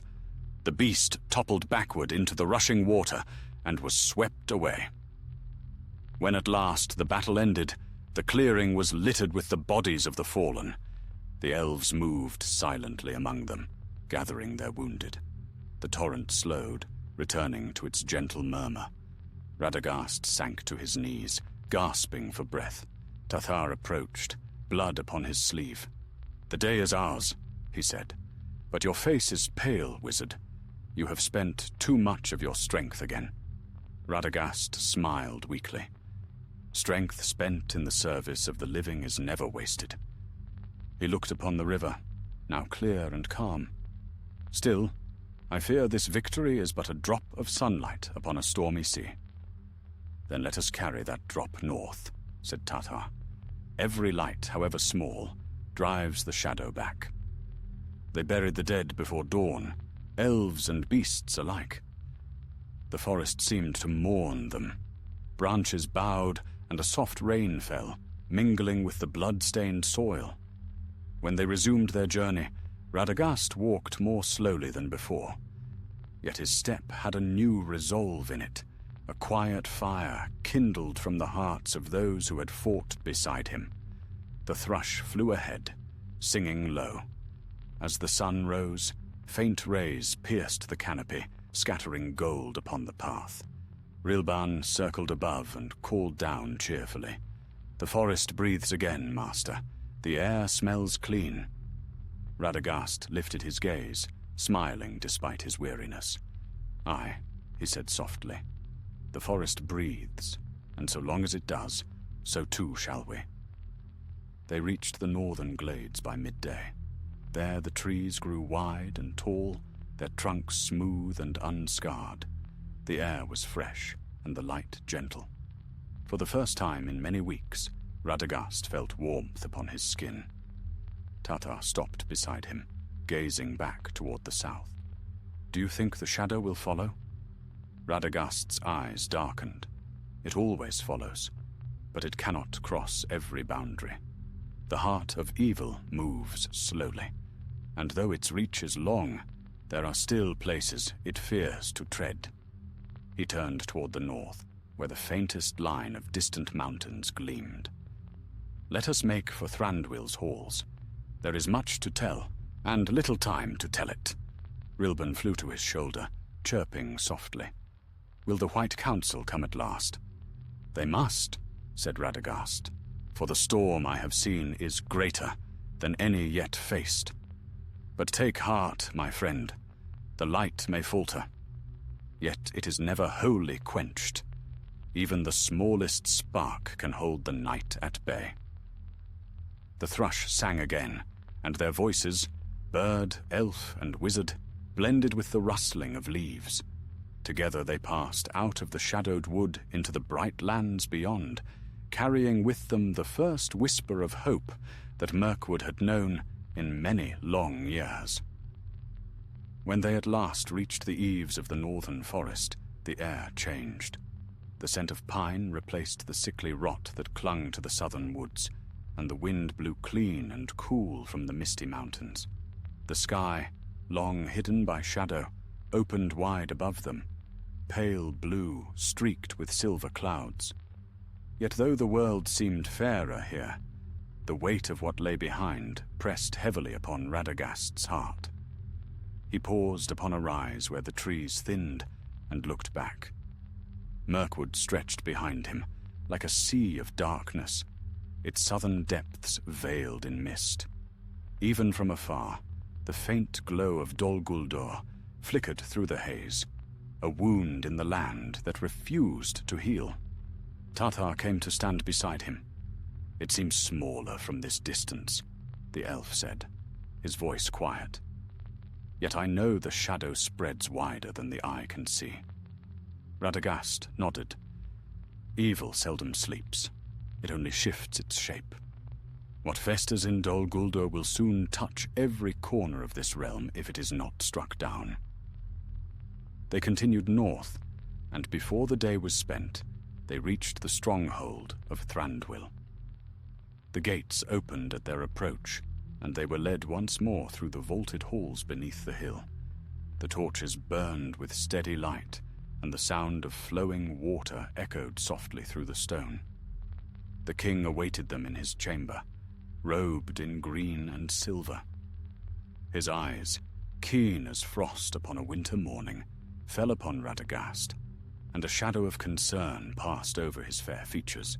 "You return, brown wizard, though I had hoped you would linger in the south no longer than need required. Speak. What tidings bring you?" Radagast bowed low. "Grave ones, my lord. Dol Guldur stirs. The wraiths have returned, and one greater than they commands them. I have seen with my own eyes the gathering of armies, the forging of arms, and the spread of a poison that creeps through the roots of the forest. The darkness grows with purpose." Murmurs rose among the gathered elves. Thranduil lifted his hand for silence. "And what of the 9? 3 I have faced," Radagast said. 3 of their cursed company ride again beneath the black banners. The rest I cannot say. But their coming heralds the will of one who yet hides his name. The necromancer is not gone, though his form may wander afar. The king's face hardened. "So the evil we thought banished stirs anew. I feared as much."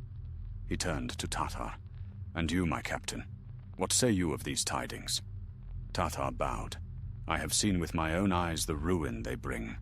Orcs march beneath the shadow, not in scattered bands, but in ordered ranks. The fortress of Amon Lank rises again. Radagast speaks true."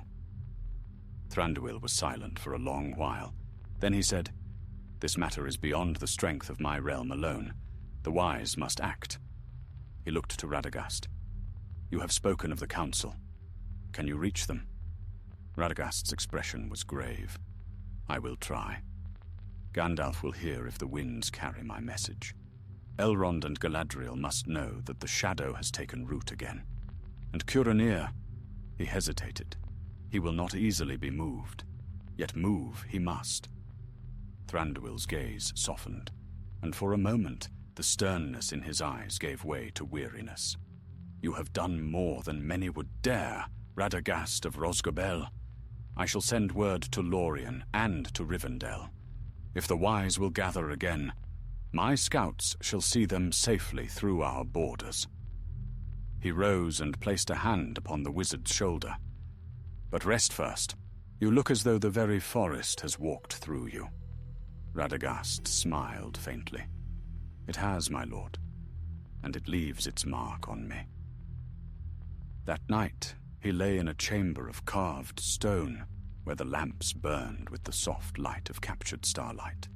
The walls were cool, and the murmuring of a nearby stream lulled him toward sleep. Yet sleep came fitfully, filled with visions, black wings spreading over Mirkwood, the ground cracking open to reveal fire beneath, and a voice whispering from the dark, his name spoken with mocking gentleness. He woke before dawn, sweat cold upon his brow. The air in the chamber felt heavy. Rilban perched upon the window's edge, watching him with bright, troubled eyes. "You dream again," the thrush said. Radagast nodded slowly. "The shadow calls even here. It would have me despair." "Then it wastes its breath," Rilban replied firmly. "You've faced worse, old friend.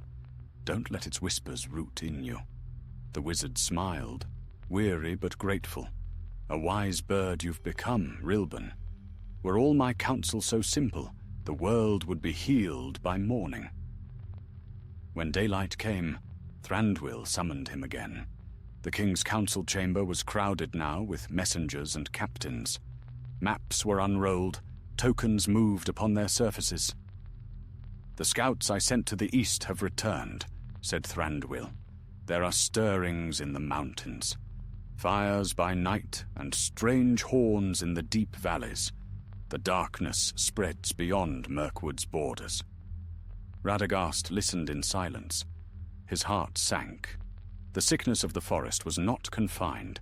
It was spreading through Middle-earth, unseen, yet unstoppable.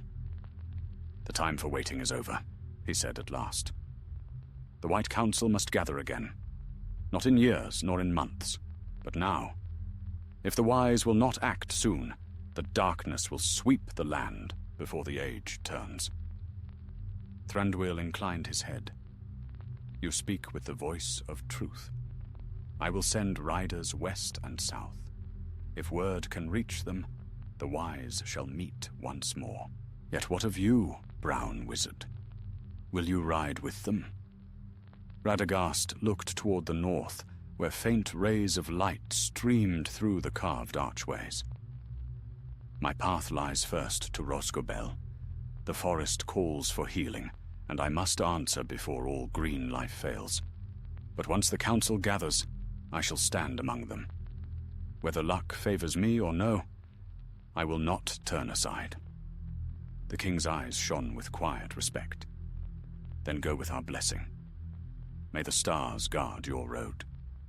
Radagast bowed deeply. "And may the forest remember your kindness, my lord." Before the sun reached its height, he set out once more. Tathar rode with him for a time, guiding him through the lighter woods, until the path turned west. They parted beside a silver stream. "Will I see you again, wizard?" asked Tathar. Radagast's eyes twinkled beneath the brim of his hood. "If fortune is kind, yes. If not, then remember, the smallest kindness given to the least of living things is never wasted. That is the truest magic of all." Tathar bowed deeply. "Farewell, Radagast of Rosgobel, and farewell to you, brave Tathar. Tell your king that hope yet lives in every green leaf." The elf turned northward, vanishing into the trees. Radagast stood for a long while, listening to the murmuring water and the distant song of birds. Then he set his staff upon the ground, and the earth beneath it seemed to hum faintly in answer. "I have done what I could," he murmured. "Now the burden passes to those whose hands are stronger than mine."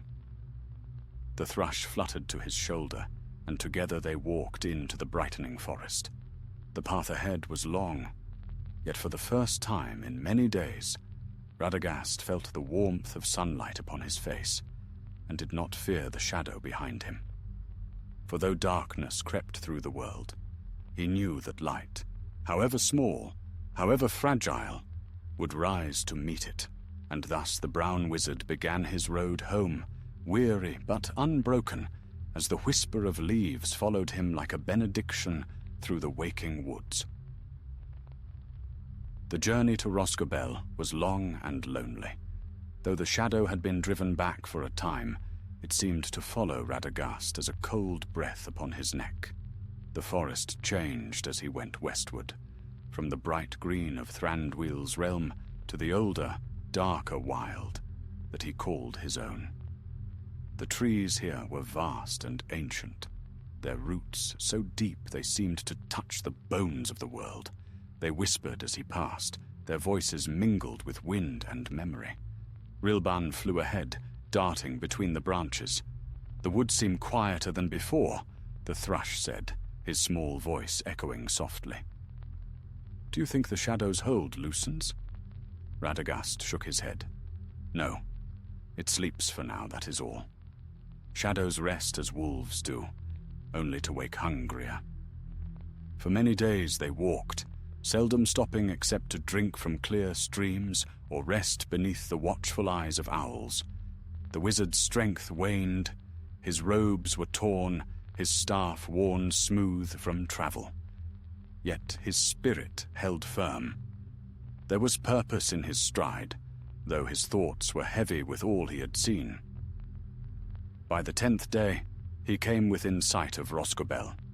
The small house stood half-hidden beneath the spreading branches of great oaks, its roof overgrown with ivy. Smoke rose faintly from the crooked chimney, curling into the pale afternoon sky. The sight of it stirred something deep within him, a peace he had nearly forgotten. As he neared the gate, a chorus of small creatures emerged to greet him. Hares bounded from the grass, birds sang from the eaves, and a family of hedgehogs waddled from beneath the roots. Radagast smiled and lifted his hand in greeting. "Ah, my friends, you kept good watch while I was away, I see." He pushed open the door. The scent of dried herbs and earth filled the air, and the dim interior glowed with warm, golden light. Dust motes danced in the stillness. Everything was as he had left it, though the quiet seemed deeper now. Too deep, perhaps. He laid aside his staff and sank into the old wooden chair beside the hearth. Rilban perched upon the mantel, preening his feathers. "Home," the wizard murmured, closing his eyes. For a little while, at least. When he woke, the fire had burned low, and night pressed softly against the windows. The forest outside whispered like a distant sea. Radagast stirred, feeling a strange weight upon his heart. The dream he had seen in his sleep lingered still. A vision of Dol Guldur aflame, and within it, a voice calling from the heart of the fire. "You cannot flee your part, brown wizard. The roots of this world grow through you." He rose and went to the window. The moon hung low, silvering the leaves. Somewhere far off, a wolf howled. Radagast bowed his head. "I know," he whispered. "I will not turn from it." For the next days, he labored in his garden and among the creatures of the wood. He brewed draughts of healing, whispered words to the trees, and walked the glades where sickness had taken hold. Slowly, the blight that had spread northward began to fade. The grass grew greener, and the birds returned to their songs. Yet still he felt unrest, like a faint trembling beneath his feet. One evening, as he mixed herbs upon his table, a tapping sounded at the window. He turned to see a raven perched upon the sill, its feathers glistening in the fading light. "Radagast," it croaked. "A message from the west."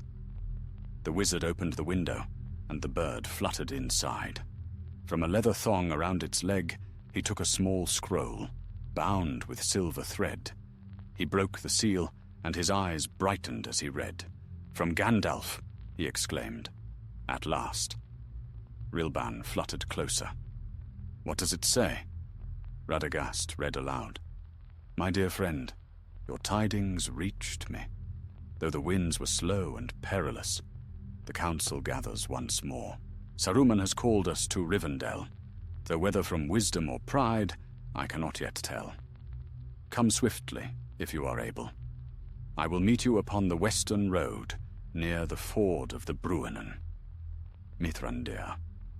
The letter trembled slightly in his hands. "So it begins," he murmured. "The council at last stirs to act. The time has come." Rilban chirped uneasily. "You mean to leave again?" "I must," said Radagast. "Gandalf calls, and Middle-earth will need all her voices before the end." He gathered his things, the pouch of herbs, his worn cloak, and the staff that had walked many leagues. "Rosgobel will stand without me for a while. The forest knows my heart." Before dawn he set out once more. The creatures of the wood followed him to the edge of the glade. The foxes, the owls, even the badgers that seldom showed themselves. He spoke to them one by one, laying his hands gently upon their heads. "Keep watch, my friends. Guard this place until I return." The morning was misty and cool. Dew clung to his cloak, and the ground sparkled with hidden light. As he walked, he felt again the strength of the earth beneath him, the pulse of life running through every root and stone. By midday, he reached the western road, where the forest gave way to rolling fields. The air smelled of rain, and far ahead, the peaks of the misty mountains gleamed faintly through the clouds. A horse's hoofbeats sounded upon the road, and Radagast turned to see a figure riding swiftly toward him. The rider drew near, a tall, grey-cloaked man with a broad-brimmed hat and eyes that shone with familiar light. "Gandalf!" cried Radagast, joy breaking through his weariness. The grey wizard reined in his horse, smiling. "Radagast, my friend, you live yet, though I feared otherwise. Thranduil's riders told me of your deeds in the south. You have stirred the forest itself against the shadow. No small feat." Radagast shook his head. "It was not my doing alone. The forest fights for its own life, but the darkness is cunning. It will rise again unless we strike soon." Gandalf's face grew grave. "Aye, that is why we must ride swiftly. The council meets within the week. Saruman grows restless, though he cloaks it in words of wisdom. I trust him little these days." Radagast's brow furrowed. "He was once the head of our order, the greatest among us." "Great, yes," Gandalf said, "but greatness and wisdom are not the same. He watches too closely the doings of the enemy, and I fear he learns more than he should." They rode together westward as the day waned, the light falling golden across the hills. Radagast listened as Gandalf spoke of distant tidings, strange stirrings in the east, rumors of a shadow spreading beyond the mountains, and whispers of rings lost and found again. When night fell, they made camp beside the road. Gandalf kindled a small fire, and the two wizards sat together beneath the stars. "It has been long since we shared such a night," said Gandalf, puffing thoughtfully upon his pipe. "Do you remember when we first came to this land, Radagast? We were strangers then, 5 wanderers in a world not our own." "I remember," said Radagast softly. "I thought the world so vast that no shadow could darken it. I was wrong." Gandalf's eyes twinkled. "Perhaps. Yet even now, light grows where we least expect it. You have done more good than you know, my friend." Radagast smiled faintly, though his gaze lingered on the dark horizon. "If I have, it is only because I listened to those smaller than myself." "Then you have learned the oldest wisdom of all," said Gandalf. They sat in silence for a time, the fire crackling softly. Somewhere in the distance, an owl called, and the night wind carried the scent of pine. At last, Radagast spoke. "Do you think the council will act? Truly act this time?"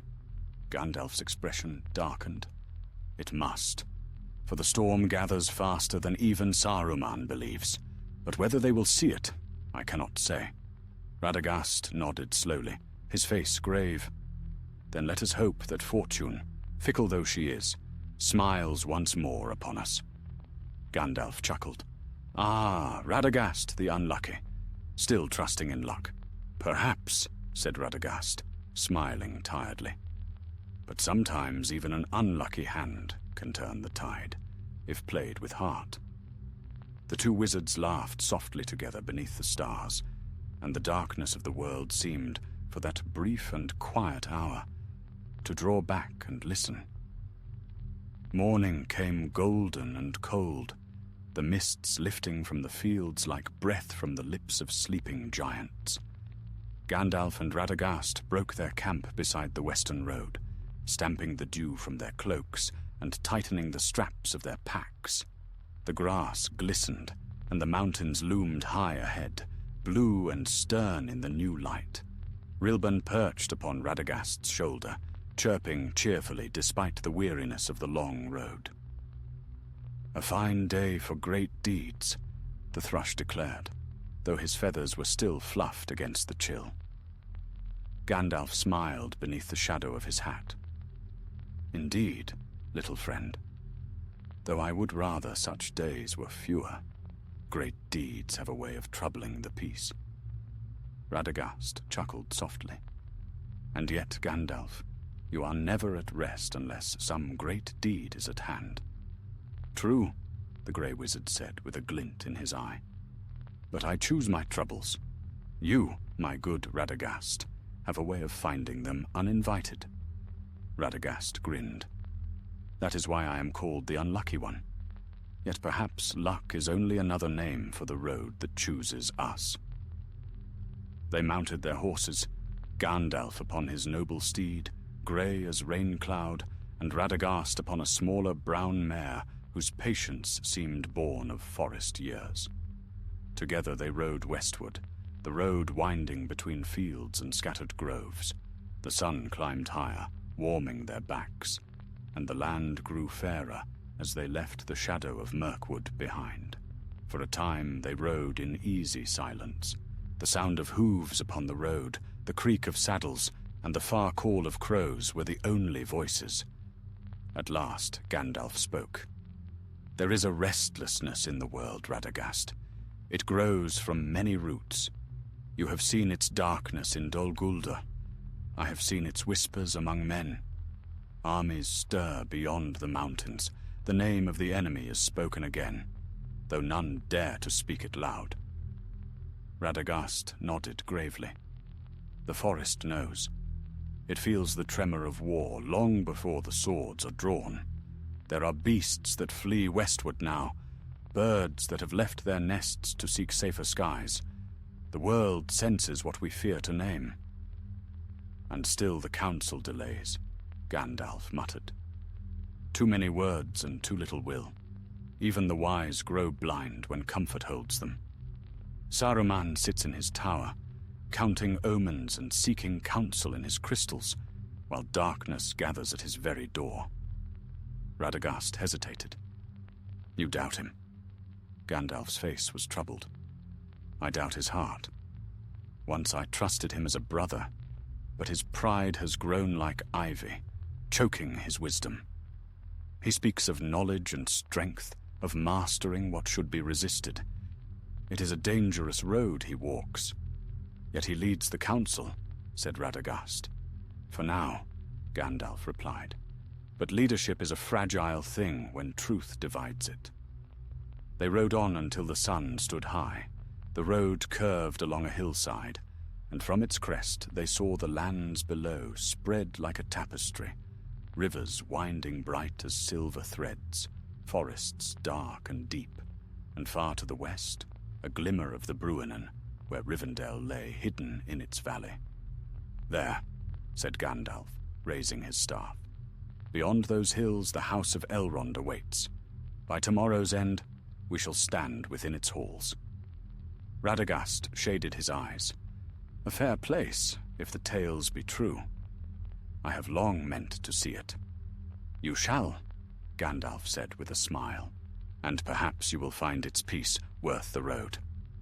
But even as he spoke, Radagast's gaze turned eastward, back toward the unseen forest.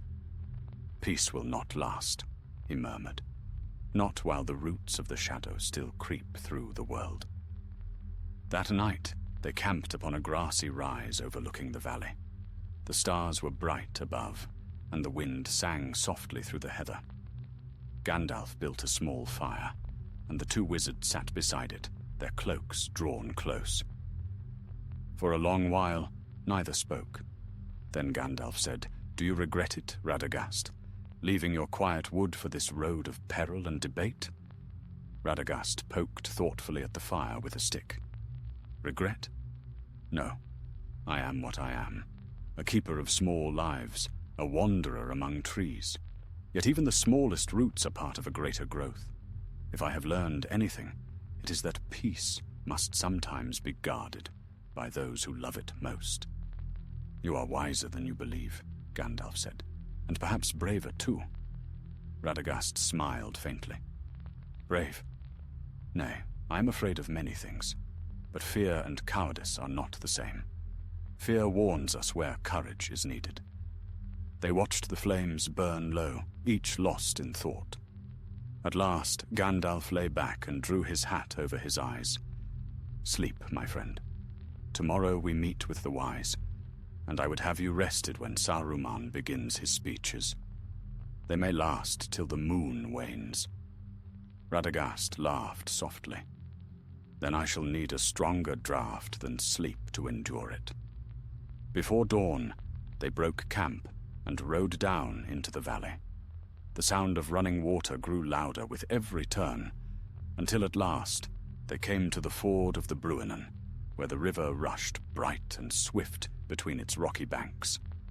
As they crossed, the wind shifted, carrying with it a faint song, clear and distant, the voice of elves welcoming the morning.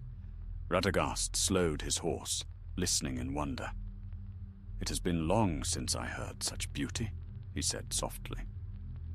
"Then let it hearten you," Gandalf replied, "for beauty still endures, even when darkness presses near. That is our hope." They followed the river westward, and by noon they reached the hidden valley. There, beneath the towering cliffs, lay Rivendell, fair and green, its terraces crowned with flowering trees, its roofs gleaming like burnished bronze. Waterfalls leapt from the heights, their music mingling with the singing of birds. Radagast reined in his horse and gazed in awe. "By the valor," he whispered, "if ever there was a place where the shadow dare not linger, it is here." "Do not be so sure," Gandalf said quietly. "Even the brightest flame casts a shadow. But come, Elrond waits." They entered the valley by a winding path lined with stone lanterns. Elves appeared upon the terraces, watching them with calm curiosity. Some smiled, recognizing Gandalf. Others looked with gentle wonder upon the brown wizard, whose robe was still stained with the earth of the wild. At last they came to the great house itself. Elrond met them at the doors, tall and grave, his dark hair bound with silver. His eyes, deep and kind, seemed to hold the memory of every age. "Welcome, friends," he said. "Long have I awaited your coming. The council gathers even now." Radagast bowed low. "Lord of Rivendell," he said, "I bring tidings from the dark woods, and they are grim. The shadow of Dol Guldur stirs once more, and its reach grows each day." Elrond's face darkened, though his voice remained calm. "We know. Messengers from Lorien have brought word of it. Yet your presence here is no small comfort, Radagast. Few among the wise know the forest as you do. Your counsel will be needed before this gathering is done." Gandalf placed a hand upon his friend's shoulder. "Come, Radagast. Your part is not ended yet." They passed through the tall doors into a hall filled with light. There sat the members of the White Council, Elrond at the head, Galadriel beside him, her hair shining like sunlight on water, and Saruman the White, stern and proud in his seat of honor. Around them were gathered many others, fair and wise beyond the reckoning of men. As Radagast entered, the murmur of voices fell to silence. Saruman's eyes flicked toward him, cool and faintly amused. "Ah," he said, his voice smooth as polished stone. "Radagast the Brown, I had not thought to see you among us. Have the birds grown tired of your company?" Radagast met his gaze calmly. "They still sing," he replied, "and sometimes, if one listens closely, they speak more truth than those who claim wisdom." A ripple of quiet laughter passed among the elves. Gandalf smiled behind his beard, but Saruman's expression did not change. "Then let us hear what truth the birds have brought you," said the White Wizard. Radagast stepped forward. The light from the high windows fell upon his weathered face, upon the rough robe still marked by travel, and the gleam of his oak staff. "The truth is simple," he said. "The darkness rises again in Dol Guldur. The forest bleeds, and its creatures flee. The Nine ride once more, and the land sickens beneath their passage. If we do not act soon, the shadow will spread beyond our reach." Silence followed, deep and heavy. Even Saruman's eyes wavered. Then Elrond spoke, his voice clear and grave. "You have done great service, Radagast of Rosgobel. Your tidings shall not be forgotten. Tonight we shall decide our course, and perhaps in time, even the unlucky wizard shall find that his fortune was greater than he knew." Radagast bowed his head. "I ask no fortune, Lord, only that the forest live to sing again." And as the council began its long debate, Radagast took his seat beside Gandalf, weary yet unbroken.